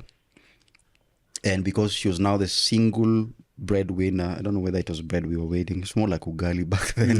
And Nyoyo, the reason why Nyoyo comes yet again, Nyoyo wins again, is because I don't know whether it happened, but I think Kikuyus also do share this a lot. And one of the reasons why either Kikuyus would love Githeri so much or hate it so much is because it was presently there. They would cook it in a big ass ugali sufuria, and it would take you throughout the week. I didn't realize that was actually home economics. It was care in the most literal sense, because there was no luxury of plenty. But then that was our plenty. So it used to be cooked on Sundays, I remember. And you'd be given strict instructions. I'm going out for chama meetings. When I come back, this githeri ought to be ready, because it will be your thing for the rest of the week. I didn't realize that, that's how you use so little. That's how you attend to everything other thing, because my grandmother was grieving hard, These are not children. the only losses, but because during that same period, she lost her dad. During that same period, she lost the mom 2 years apart as well. So these are like 6 people. And I remember a major part of my high school years going into college. I remember seeing her behind our kitchen. There's a rose garden. It has rosemary. It has all these other flowers. So if I stood, I'd not be too tall enough to see everything, but I'd see her at the gravesite, just not very far off, about 200 meters from the kitchen. So I'd see her just sitting there, lost in thoughts. Sometimes she would caress it, she would caress, because the Nini are not, they're not, our family don't do concrete. They do just the natural burial. So she would caress the soil, move from one grave to another. And that was devastating to see, and I'm always wondering, do I go there, comfort her? Do I wait for her? If she comes back, what will I tell her? And another highlighting moment was because she now could not sleep very much. She was up mostly nearly all night. And it was terrifying because I don't know whether this is the case for a lot of people, but bedroom Yamade was like a no-go zone. Yeah. There's usually that kind of boundary. I don't know whether it's like a deep fear. That's a shrine. Yeah. Even if you were to be Moses and remove your shoes, that's not a place you want to go. But I remember this one time peeping through the keyhole and seeing her crying. And there was a very grotesque shadow from Tachumni nile nini tire glasses. Another care moment. So every now in the evening you'd be told, go wipe the glass. And it's a terrifying moment because it's the ultimate sense of care. If you break that glass, there's gonna be war in the house. So you have to be really careful. But it's also a moment of clarity. Looking back, I see that it's a moment of clarity, that you really have to remove the coalesced, smoky and foggy things to see clearly, to even shed light to people. These are things that, our parents never really taught us, but that is what was going on. That over time, there's a sense of responsibility and loving and care that is cultivated in you. You don't see it happening. It's very subtle. It's probably seen as a chore. It's just a chore. Why are you telling me to wipe the glasses of in Ile tire? No, I'm not doing it because I'll break it. Well, last time I broke it, you whooped my ass, But there's a sense of love being cultivated, pole. So those were happening, and then I go and just sit next to her and I tell her it will be okay. And for the first time in a long time, I see my grandmother as a person. She was always on a pedestal. You can always handle everything. When I was suspended, I came back and I came back afraid, really. Went back to the farms, to the hills, towards the hills, and I saw her from a distance, and I was like, hey, kimeumana. But let me just go. When she saw me, alichukua tu leso, akaeka kwa nini. I was like, okay, Ibiro, umekuja. Let's go home. Let me go make tea for you. She had already gotten a phone call that I had been suspended. So she was expecting me. But there was no fighting, there was no castigation or moralizing, like, you did a bad thing, you're a bad child. Awesome. There was a welcoming. There was a, come here, let's talk about it. Or let's not talk about it. Let me give you tea first. So it cultivates a sense of when you are loving a person, be it a friend or your lover or just your children or just generally another person, be very wary of the many ways in which we have edges, because we will do have the rough edges, and the rough edges are what makes everything vintage and beautiful. But also be very, very wary to not lead so much with criticism, because criticism is a post-love structure. Yeah, you only criticize something that you have built already, and when you're criticizing, you're looking at in what ways is this thing beautiful, in what ways is this thing functional, in what ways is this thing able to serve me, and in what ways did it miss in this other various sense. So there was so many lessons and moments during that time, because I am now getting away from the shadow of my grandmother and into the world. And I'm also looking for my grandmother in my girlfriend, And I think it's a big mistake that many men do. I think that's why we usually say, mademo squeeze is kama mazezetu, you know, and it's a beautiful moment that requires a lot of humility. And because, like I mentioned earlier, many men grow up posturing because the very drill that have been drilled in you is functionality. You're supposed to be functional. Man is supposed to be functional. We toa do to buy food, to lipe rent, to lipa school fees. Yeah, lipa school fees. Yeah, easy mambo zingine, that's not on you. So when that fails, as it will fail many times, you are thrown into the disarray of crisis. Because and that's what are you now? Yeah, what are you now? What are you now? If you can't provide, if you can't fixing especially. That's also something that I struggled with a lot, because most of my male friends were like, how can we fix it? If Ochuka is feeling this type of way, how can we fix it? But yet I am raised by the fact that you need to sit with people first, conversations first. And conversations ought not to be like verbal per se. It ought to be about how we listen and see each other. Then every other thing follows. It means that is the diagnosis we need, and not rushing into fixing, you know. So when that happens, it's sort of like a dysfunction for a man, because it's the rota, the template that you were raised with, it doesn't work anymore. Yeah. You know, Yeah. And that's the crisis, Yeah, man. yeah, That is the yes, biggest yes. crisis. yeah. Nikama, like back then, I don't know if this has happened ever to you back then in Primo. So you used to have multiple choices. Then there would be that question in maths that the answers is not amongst. Maybe it was an error or something of sort.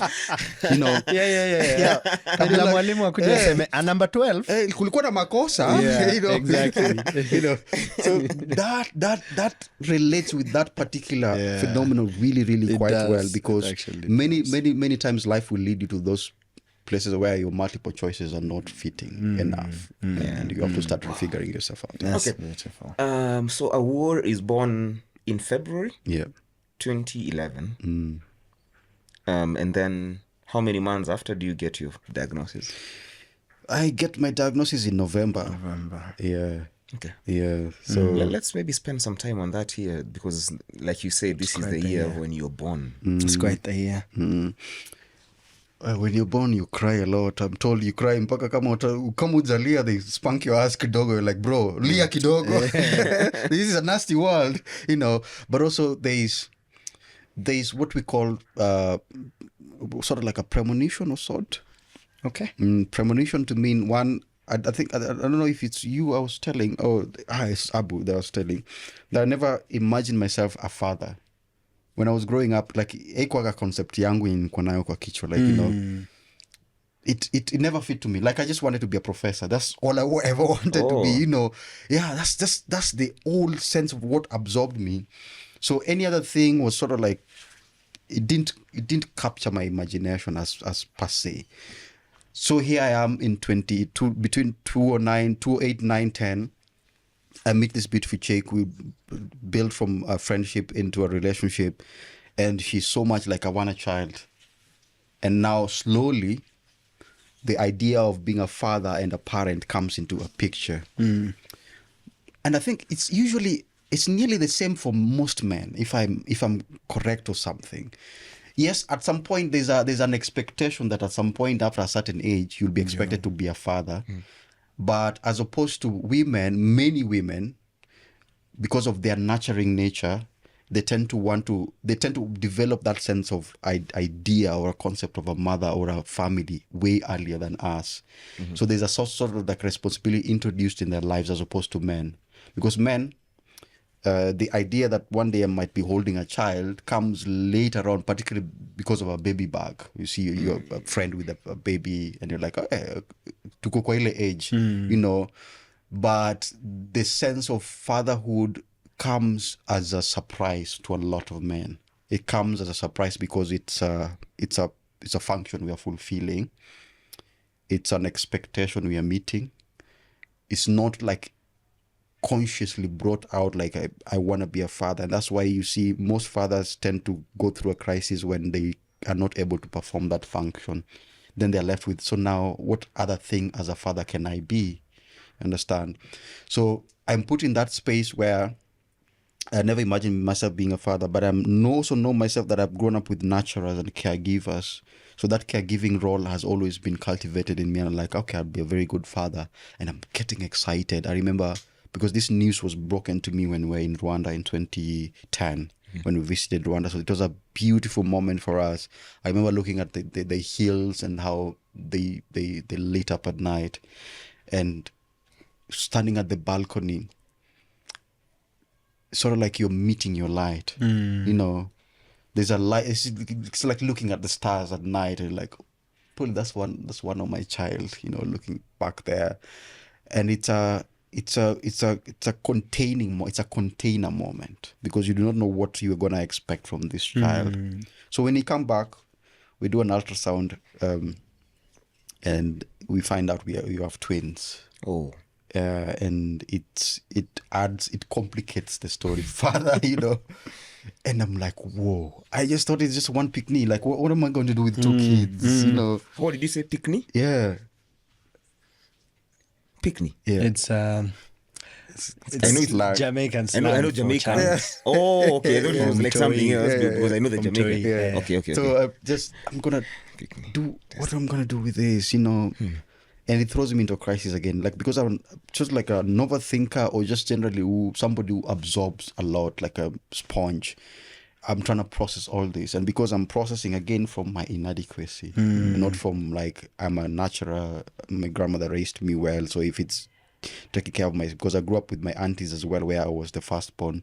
I grew up with another uncle of mine in slightly some years of high school, where I was the thirdborn. So it was really hard to place me whether I was the firstborn, the only child. What exactly was I? I didn't look at those as richness, wealth of love that I could give to a child or to the world. I looked at them as I didn't have a sense of belonging. Inadequacy. You know, and A stable, inadequacy. Yeah. conventional, traditional home. Yes. You know, so that places me in another moment of reflection in terms of how do I give myself to my child when they come. And now that they are two, what do we do with that? You know, so I remember getting jobs. I think that time Chase Bank was just getting into the market.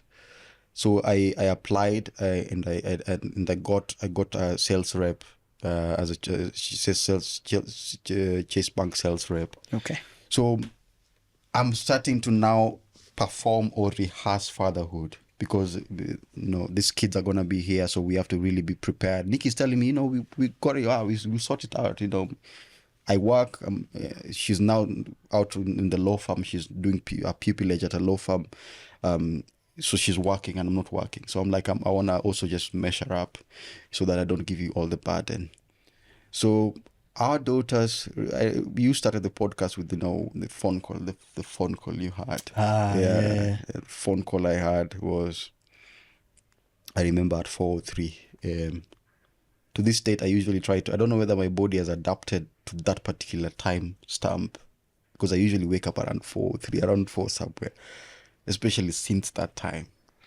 So I remember getting that call and they're like, Nikki's in the hospital, come right now. So we go. I remember calling this guy, it's called Odi. So Odi was like, you remember those old taxi kitambo, there were no Ubers. Yeah. So Odi used to have a taxi around Chaka Place in this Yaya. So I called Odi. It's like, bro, peleke Nairobi OC. But his car is broken down. Like, peleka garage. So Odi wakes up, comes to my place, and we go. We walk to Nairobi Hospital. So we walk. So the first friend who ever loved me through a crisis was Odi. And he was sort of like a bigger bro because he had 2 kids already. I think at that time it was a 35 or something. So this is a beautiful moment that many fathers don't usually have. Women have them. When they're going to deliver, is usually a friend somewhere around. Men don't usually have that. In fact, we don't even see that there's a need for it. But there is a need. And I think that's also how you can introduce your child to a father figure other than yourself. That's how you introduce your child to another father, to a community beyond their parents, you know. And it's also such a beautiful moment to have somebody else witness your story of becoming, because you are actually becoming. So I had such honor for Odi kunipeleka Nairobi OC, and we arrived there, and I'm terrified. And the first difficult news I have to deal with is we might lose the babies because they're preterm. So this is like 28 weeks. Oh. Yeah, and they're like, and then further complicated by that was Nikki had sickle cell. So I don't know what to do with that. And I remember needing a father, but the fact that Odi was there made it even more bearable. I sometimes I look at it, I was like, okay, what would I have done if I was just alone? And Freddie, my uncle, was in Uganda. Even if I were to call him, and because this is not how we had planned it, the babies came preterm. So I was really terrified.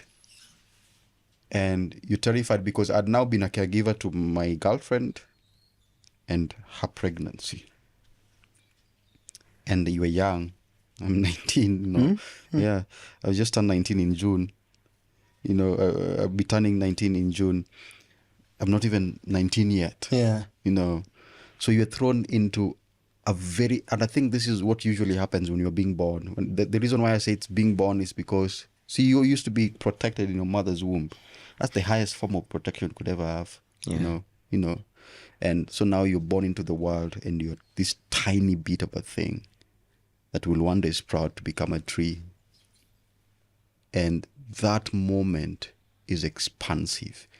Now, if for anybody who's going to watch this, if you're watching this, look at your life, take account of your life, take a self-audit of your life. The moments that actually led to so much growth for you were really expansive and they were terrifying. Because there's a rupture of your shell. You're coming either by force or by just generally you doing the work, but it's usually by force. By force means it's just nature taking its course, or just generally a grievous moment, grief, loss. These are the sort of like the alchemy moments of transformation. So for me was that moment of going to the hospital and realizing that, I'm actually a father. But more than that, I stand a chance of losing these two children. And when we arrive there, pace around, there's usually that pacing around. It's not like you're in labor as well. I didn't know it until later on. I think 5 years later that I was learning actually men also do labor because it's a love. And when it's a love, it's like I had the best way to explain it. If you anajua wanaume wa kubaligi, but all of us have been heartbroken at some point. There's usually that ache. Yeah. There's usually that ache. I think it's the same with labor. It's the equivalent of labor pain for men, because you're terrified for yourself and you're terrified for your loved one, and you're wondering, how am I going to navigate all this?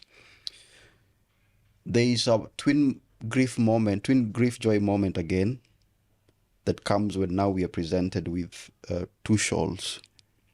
One was still very warm, the other is even warmer. And there's barely a second for us to hold these two babies, because one has to go into the incubator and the other is, what do we do with this? So Mira is stillborn. Awar has to go into NICU. I don't think I've ever survived that. I don't think it's survivable. That experience, I think it's just one of those things you fold yourself into. Yeah. And you let it become you. You let it haunt you, really. But over time, you decide, you have haunted me, so what are we going to do about this? Yeah. How do we live with this? How do I live with you? Grief, what do I do with you? Yeah. And I always tell people that grief is love inverted. It's just the other coin, the other mirror of love, you know. And the reason why grief is so frustrating is you're always wondering, where do I take this grief? Yeah. the object of affection, the person this affection was intended for, is no longer there. So it's me to contain it. And love is powerful. As much as we want to trivialize it, the world wants you to trivialize love as it's nonsensical. You need to get the money. Yeah, get the money, bro. But love, Love is powerful. love is powerful. So that's the moment that defines it for me. And so the punctuations of days later and months later, the 2 months after February, is me going to Nairobi Hospital every day, twice. Sometimes so much that they used to break protocols for me so that I could hold my baby's tiny hand, and it's called reddish. Are you even a human being? Sometimes you're even wondering, why should you go through this? Do you even deserve to go through this? And is this a chance for you? Are you a child of possibility, or I'm just gonna delaying some grief that you will follow your sister? And I remember yet again also the grief of planning for Mira's funeral. It's just something obscene and absurd about planning a funeral for a child that tiny. It's a story unfinished. It's a robbery story. It's like life robbed you of something. And it also places me at my mother's story, because mom went at 5 months. I'm wondering, is it the same for me? Yeah. You know, is it history repeating itself, and why is it so? So life is becoming more spiritual over and over. It's not, the logic can no longer contain it, you know. Yeah.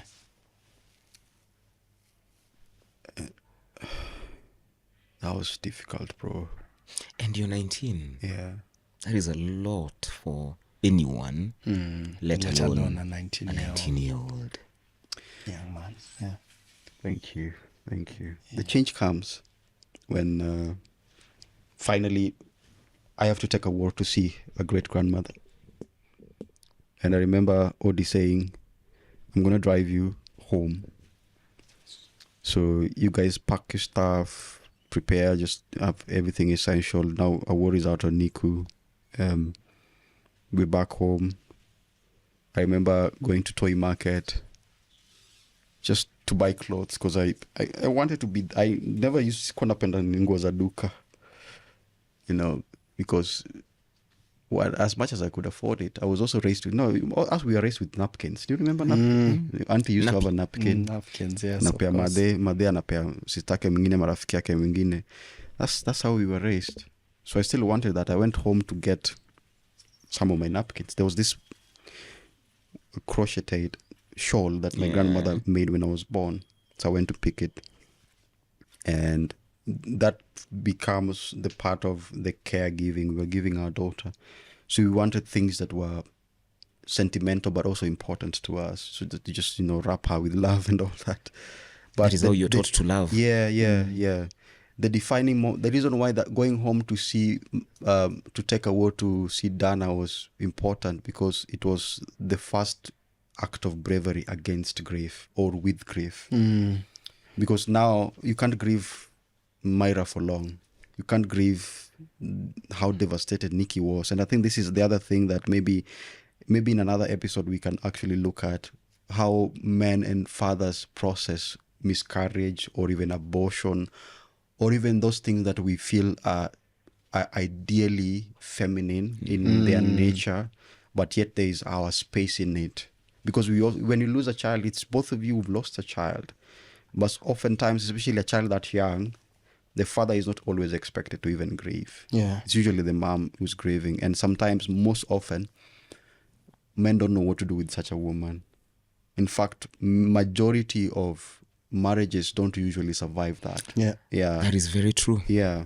Miscarriage, abortion, or just generally a loss that young, men don't survive that, and marriages fail, or they falter after that, And I think it's important to notice that as a man, you have, because I think sometimes as men, we always think that the world has not given us permission. You take it.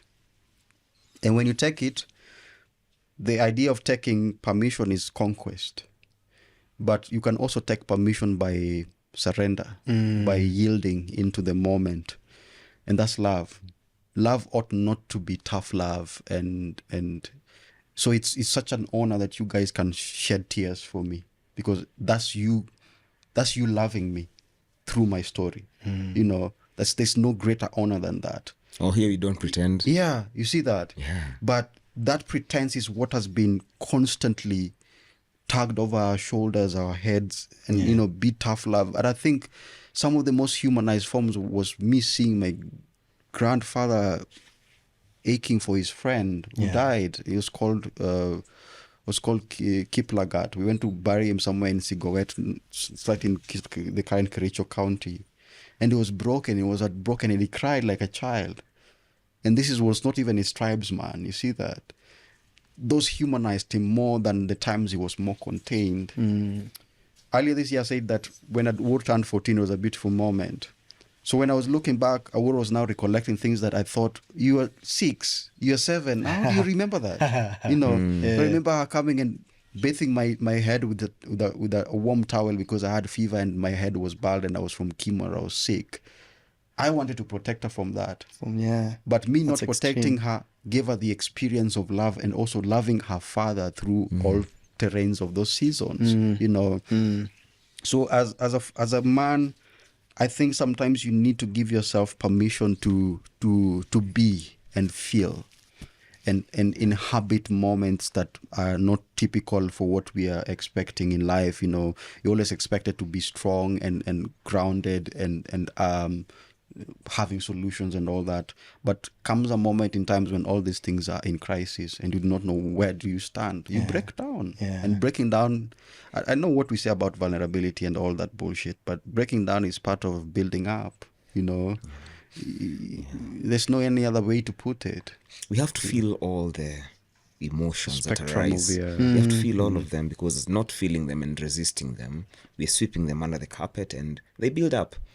They build up, and that is a recipe for catastrophe. It is. And so, you know, feel the joy and then let it go. Feel the sorrow and then let it go. And that is a human experience. It is. Then it doesn't even get a hold of you, right? Because you're letting it be. You're letting it. I'm feeling joy right now. I'm feeling a lot of sorrow and grief. And that is part of love as well. It is. If we let it happen, then it's a beautiful thing. You're not resisting it. You're not trying to desire it very strongly, especially the good feelings. We just, with it as it is.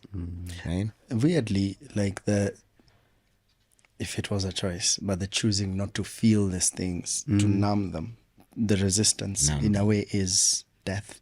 Yeah. It's a die. It's a dying. It's a death, actually. Yikes, man. First of all, thank you so much for allowing us into these moments in your life, man. That's beautiful. Soon enough, a few things happened in that season. Again, another season of loss. Then the news. And I love that you've journeyed with this story over those years and through your writings. We now have a book you've shared on different platforms as well. So I know mtu akiketi sasa kuchambua the journey vizuri around living through all these years with cancer, remission, again and again. There are bits and places they could get all these details, but since we are busy being born and we are here for the lessons and for, it's like sieving through all this and going, this is the gem.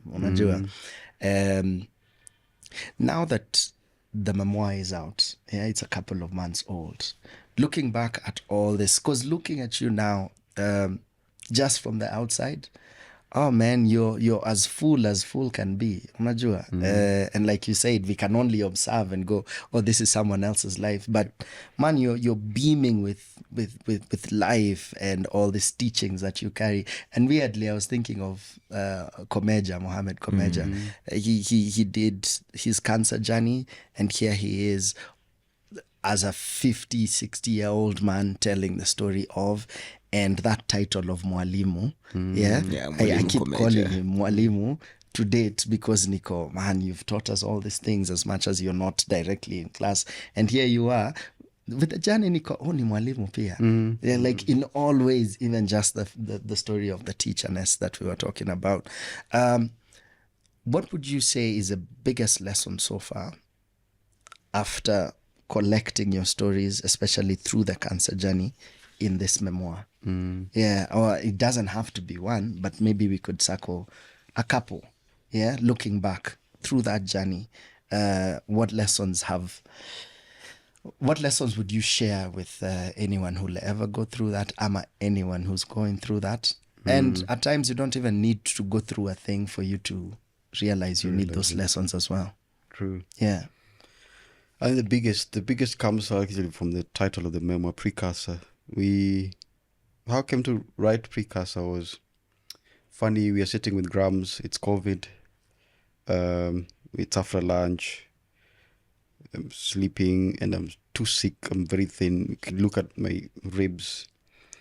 If I'm breathing, you can actually count the ribs, moving, And I'm in my most vulnerable state, but I'm also in my most loved place with my most loving person. And the world is grieving hard. There was this particular photo. I don't know if you guys recollect, but there was this photo of coffins in an Italian church. Remember it? Yep. They had removed During the COVID season. during COVID. They removed the benches and the chairs. So there was just coffin lined. Very big ass church. So she was taken, like, because my grandmother is a sponge, she's also a big empath. She was like wondering, how are these people coping? At least us, we have each other. I know your uncle is not, is caught in lockdown. Your aunties are not here. It's just us. But we can cook food and eat. We can sit down and eat. And it got me thinking that we are always a stroke of chance away from things. We are a people. We are things of possibilities. And possibilities could go any way, Direction. really, because it's just a toss of a coin, probabilistic anyway, really. But within that probability is also a determined spirit of how devoted you are to actually want to live. One of the things my grandmother keeps telling me is, you really want to live. You motherfucker, you just really want to live. I'm sure she didn't say He doesn't say that. motherfucker, no. Grams will see this episode like, no, I didn't say that. He didn't say that. It's just me adding an interjection and all that. Color to the language. Yeah. So wanting to live also comes with wanting to die. How do you want to die? How do you, I don't know if this, how do you want to fuck up through your life? Because you will fuck up. That's just basic sense of it, And that's the idea of being born. You're always gonna make awful mistakes. You're always gonna set on a journey, but you're gonna have bad misses. But oh boy, oh girl, you're gonna also have very beautiful shots. Beautiful shots. You look at it like, that's me. Yeah. It's a fantastic Yeah, it's ride. a fantastic ride. You're gonna meet amazing people, just like you guys right now. man. But you're also gonna meet people who are gonna test your limits and wondering, just make you lose faith in humanity. That, like, how could you exist? So the first idea is how precarious we are, how precursored we are. We always just bring it. Because before I put my first word to write the first chapter called Child of the Night, I was looking at how I'm a child of the night. I don't know my story fully, because when I was attempting to write my biography, I got to a point in my life where I couldn't. There's just a void. And I was wondering, what do I do with that void? Because nobody's willing to tell me the full story, And that told me that most of us come from a night. Nights are terrifying. Nights are also gentle. Nights is when the world is quiet and you're able to listen to your heartbeat. Stillness of the night. The stillness of the night. So the first biggest lesson, in fact, I don't think in my life, and I think also this applies to nearly all of us, the greatest lessons of life or the greatest love that you'll ever experience will come when you're still. the world is chaotic. Every other day, there's just one decision you're supposed. That's another bill. That's another thing you have to deal with. The world is full of mean energy and mean people, nasty things, wild wars, politics, all these things, grief. But if you will try to bulldoze your way, you're not actually living. You are responding and reacting, cause and effect. And I think life very much is richer in the in-between. The in-between demands a lot of stillness and a lot of discernment. Also, like it's your, how economists usually say an axiom bag, like a food basket. Like if you were to go shop for a household, kutakuwa na shuge, kutakuwa na unga. They're looking at in terms of a kitchen table. If you're to make a meal, what are the likely things? If you're to run a household, what are the likely things? You need things for the bathroom. You need things for kitchen. You need things for, just generally to run the economy of the house. So the economy of a human being has caregiving. And caregiving means that you've gotten to a place where you're brave enough to not perform anymore. We are always performing anyway, but you have gotten to a point where performance is not a peak priority for me. Stillness is. In stillness, you want to meet more yourself. You're able to be more honest with yourself and say, this mirror does not look very comfortable. Kumbe pia inaweza kuwa mtiaji hivyo. Kumbe mi pia I can be, because we are all a heartbreak to somebody else. We might not know it, we might know it. But that's usually the life. So it gets to a point where you have performed all these things. And I think that's the crisis many of us are currently going through, because you are a bright kid, you went to uni, and look at life beating you up. And how then could it? Yeah, how could it? How could it? He doesn't respect me. Yeah. Doesn't Highly go on a name. respect. You got an A. Yeah. Doesn't know. You understand? Exactly. So these checklists and boxes are constantly critiqued. Their usefulness in your life. And I think that's why, I don't know, it's usually where you have a Ferrari, a beautiful Ferrari, and you're like, that's the ultimate sense of self-actualization for people. And somebody's wondering, why are you walking? Why do you think many people after some point, they either develop certain neuroses, they start child trafficking or child sex, or they become generous with their life so much that they want to live a simple life. It's the extremes. Either extreme. Yes, Yeah. either extremes. Because it leads you back to the basics. And usually follows the archetype of the soul, where there's the darkness of the night and there's the daylight. It's about how do you manage that. But for most people, why stillness becomes like a top thing for most people is in stillness you are able to ground yourself. It's breath work. And because most of us think breathing is automatic, there's another song a line in my song where I say, kuna watu wanadhani kupumua ni rahisi, funny, huh? Like people think breathing is the easiest thing, and it's also the hardest. And for somebody like Ochuka, who has had to pay thousands of monies during a coma, millions actually, where you have to buy oxygen at some point, where you know that the thin line between you and that hospital ward and that ICU bed could be an accident. It could be a fall, could be a sickness that comes as a result of one way or another. Just the whimsical universe just doing its thing, Yeah. That's the next lesson. You are always precarious. In fact, during the launch of this book, I asked people if they think they have cancer. And there was a pin drop silence, and then people started thinking, yeah, I think so. Some were saying no, most were saying it's a 50-50, and that's where I'm going to, because 50-50 means there's probability you have cancer. All of us have cancers. And then I expanded that question to put it into context, because we all have different cancers. Ochuka had liver cancer, now he has leukemia, a type of blood cancer. You probably have a different cancer. You lost your parents. You probably have a cancer of anger, probably have a cancer of self-doubt, addiction, Self-love. alcoholism, self-loathing, greediness. All these things are cancers. And if you look at the nature of cancer, it's not like a disease. It's a multiplicity. And the life of a human being is multiple. So much that we cannot be just one thing. We can never be one thing. And that goes back to the cyclical nature. When you go back to say you always just want to be the A student, what happens when life demands that you be a fuck up and a misfit? What happens when the world demands you lose, significantly so? You lose everything that you thought immunized you from life. Because that's what we live by. Yeah.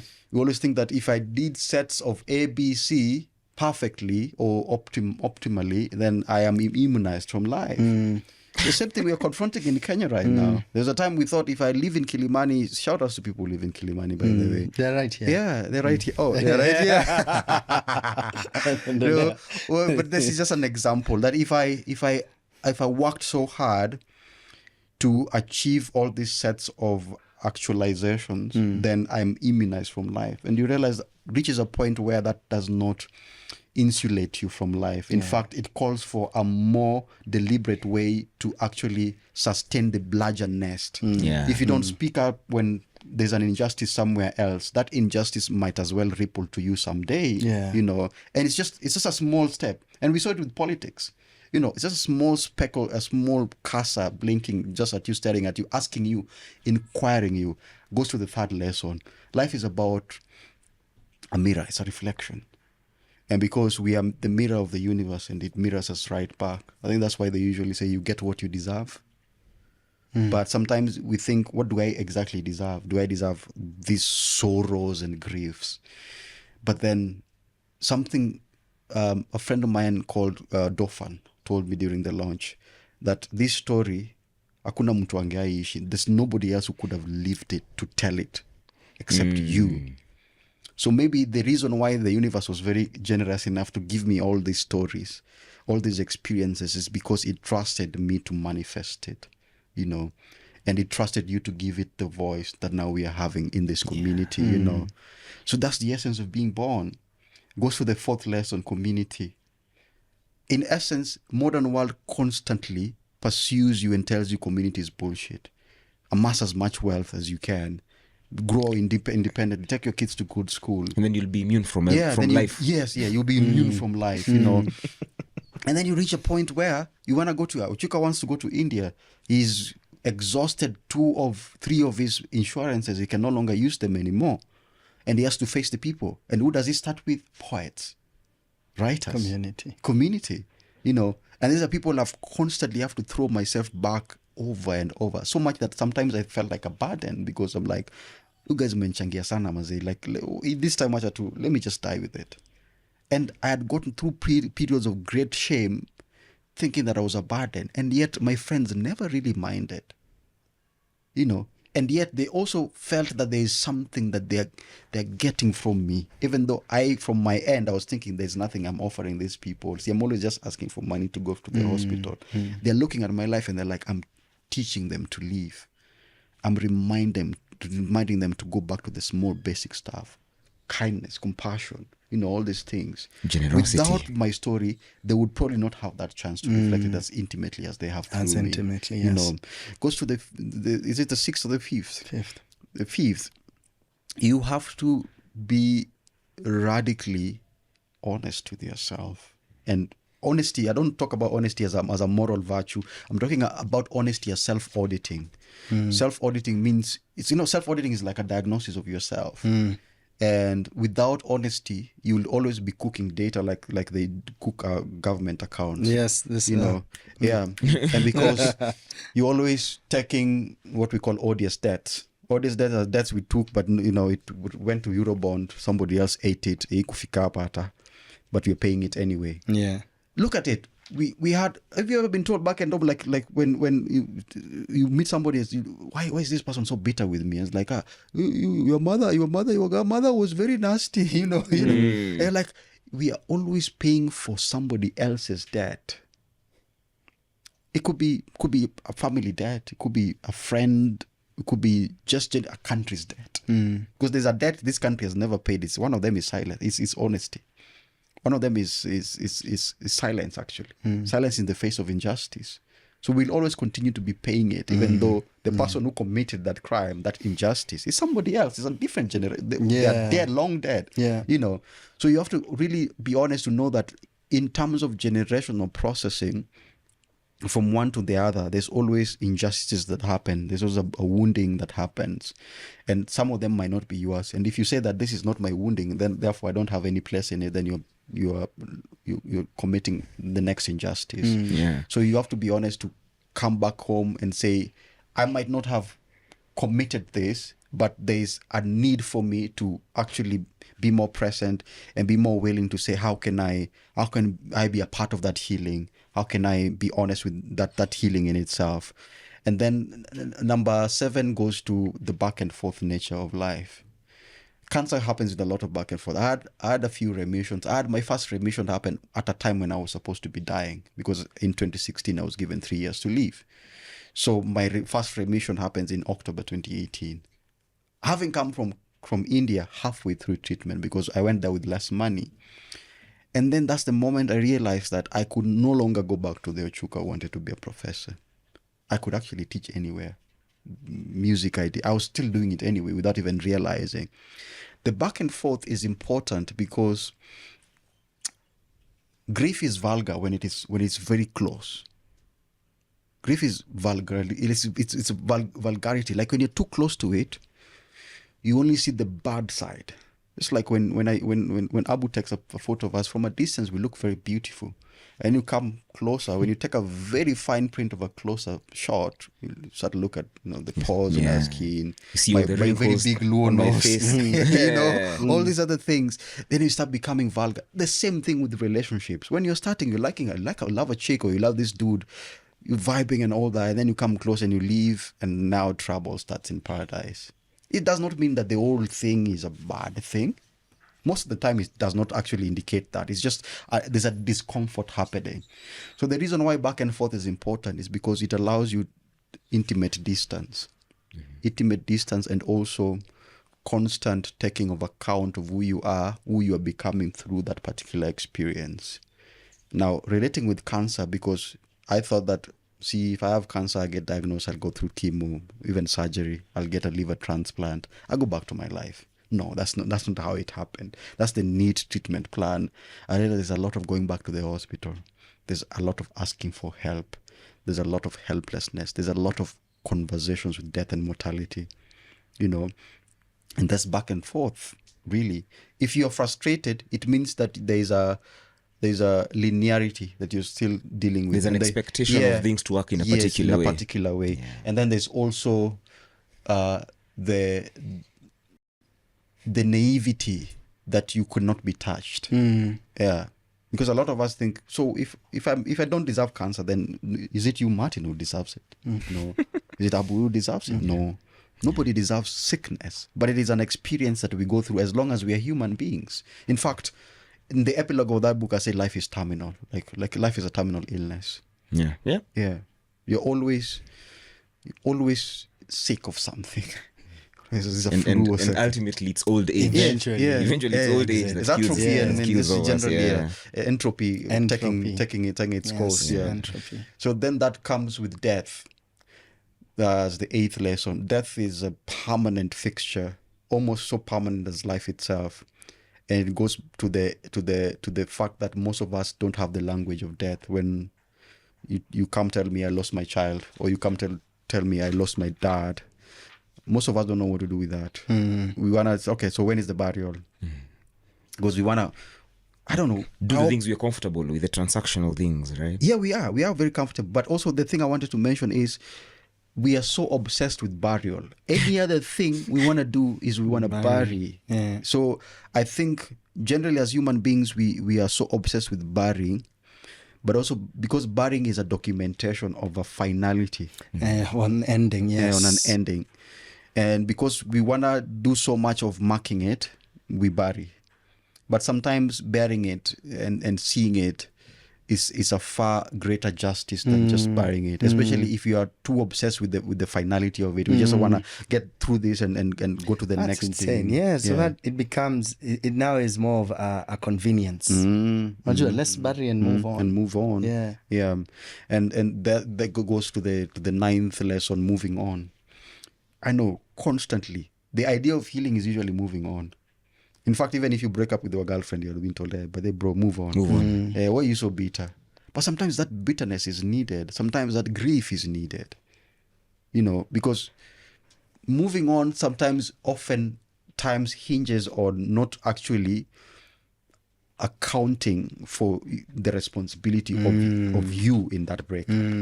So you're more focused on I'm gonna get another hot chick. Ngoja tutaona. So you go to that place where you're not being more honest with yourself, and because most of us don't always even want to admit that, but in that relationship I was the fuck up, bro. I was the fuck up, hands down. So maybe grieving might allow you that.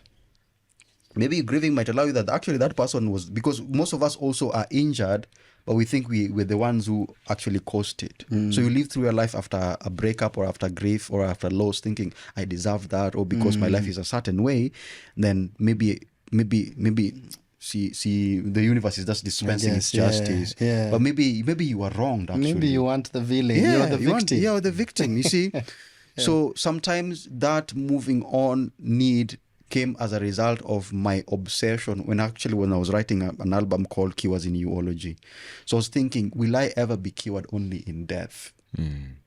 Or do I need to start reframing cure as not just the cancer not being in my body, but embodying a healing beyond the lack of cancer in my body?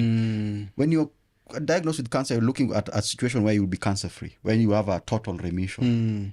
But then you realize that after that, I was now dealing with hypertension. I was now dealing with chronic pain. These things are now lifelong, and they're not going anywhere. So healing has to be reframed. Otherwise, I'll still go back to the same despair I was having of wanting to be normal again. I was far beyond normal. And sometimes you have to reframe that and be honest with how you want to move forward from that. Because then that means that healing is lifelong. And healing touches on the 10th final things. 3 of my favorite words. No, 4. Mwalimu wa maths is stuttering. Okay.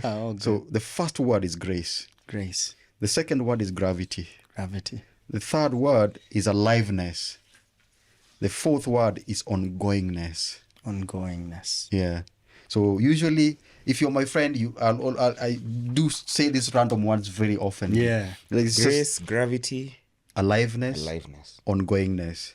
So sometimes I use grace and gravity.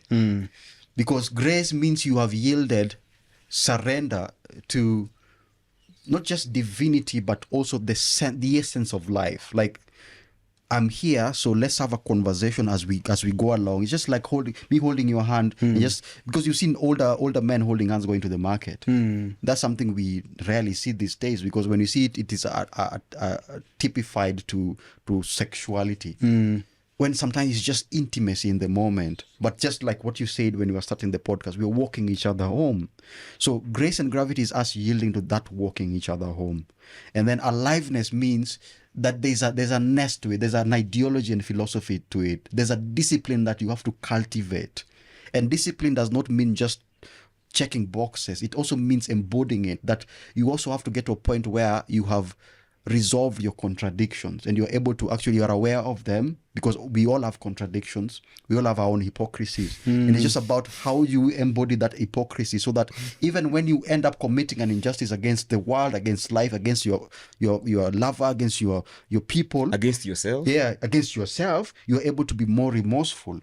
Remorse is very important as part of that aliveness. And then ongoingness is just the subtitle of the book, unfolding. Life is always ongoing, and it's lifelong, really. Yeah, life is lifelong. Yeah. Oh man, Ochuka, thank you so much. Thank you. Thank you. Do you know, our closing question is normally a short quote or a few words, and that's what you've just done. Oh, I arrived home. You've given us our closer in such a profound and brilliant way. Thank you so much. And so I'll just echo what Kawande has said. Thank you. Erokamano. That's what we say in Erokamano. Yes, thank you. Thank you so much. Thank you. Yeah. I'd like to recognize in a special way all the people that have been part of your community so far, and the one that you're picking with the ongoings, and the ongoingness. In a special way, one of your twin children. Amir, Mira, Nikki, your mom, your grandpa, your uncle, and everyone beside Fred. you and before you. Thank you so Yes. much. Thank you. They're still very much here because you are in your teachings, in your sharing, in your fullness. So thank you to all of them. Thank you to the poetry community, because mazee kama ningeenda tunge branch off into, like you started with Far Side Nico. Oh, you want to talk rap? Because bro, mazee, now that's my jam. So mazee, thank you for everything you're doing, not only with the community but also yourself, actively putting out your work with your visual arts, unajua, from painting to writing to your poetry. And thank you most of all, Pierre, for this book and for the lessons you've taken. And I pray that you keep going, like keep writing. Thank you. Give us more, because your thoughts are brilliant. Thank you. You're a testament of busy being born. Thank you. Asante. Thank you so much. For Yeah, man. I think the only thing I'd add is, because you said it yourself, but I was thinking it. The reason why you've been given this mountain is because you're the person to climb it and then teach all of us. I think the universe found you capable enough, because bloody hell, I don't think I would. You know. I don't think I would. Yeah. Yeah. Keep at it, man. Yeah. So so a couple of things. One is, where can people find your writings, your work? Yeah. Where can they talk to you, learn from you? Well, I like an old cat that I am still write on Facebook, Omondi Ochuka. But generally, you can find me anywhere on Omondi Ochuka, from Omondi SoundCloud, Bandcamp. I'm not yet on streaming sites. I don't know why I have that bit of a distance with it. I write on Medium. I write on Substack. My book is soon on Amazon, but it's on Nuria for Kenyan market. Nuria is all we need now. Yeah, the book. Good. Yeah, This is the book. It's a memoir. It's called Precursor and Unfolding. It's about my journey with life. I used to say it's with cancer, but then it's with life, especially the last decade or 15 or so years of my life. It has my journey. It has personal narratives. It has poetry section and journal sections. I think it will be a beautiful mirror for you, who is busy being born, because like we said, we are just all here busy being born. And if ultimately we're walking each other home, and I hope this will be a companion for you in your journey and your seasons. Yes, sir.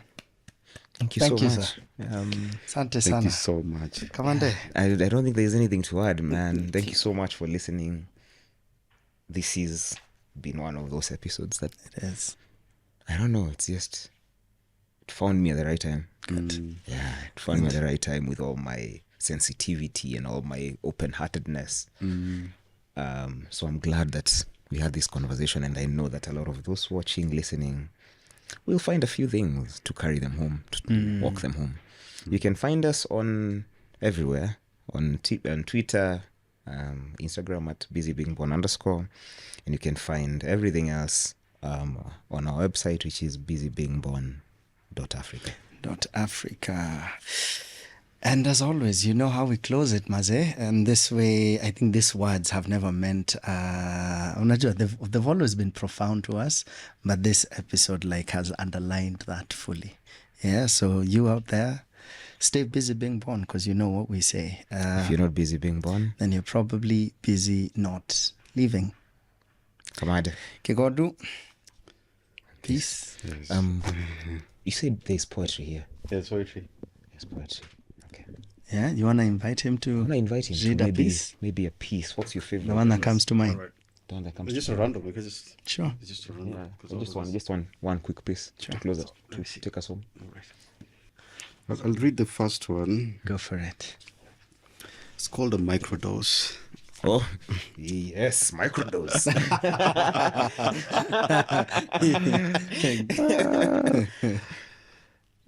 A life and or death kind of situation. Into every draught he drained chaff and a heap of husks.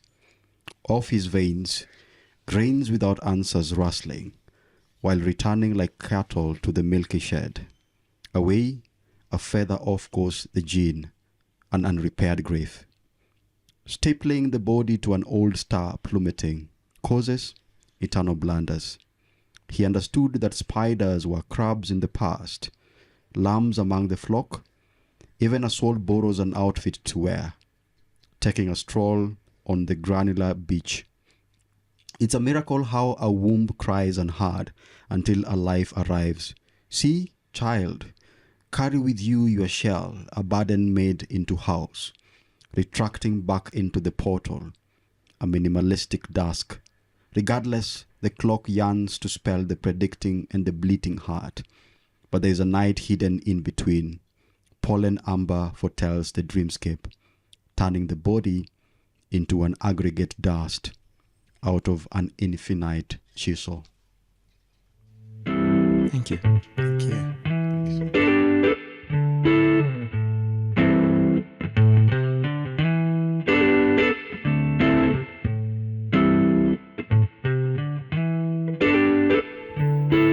Thank you for listening to our podcast. Do look out for more from us. For now, Kwaheri.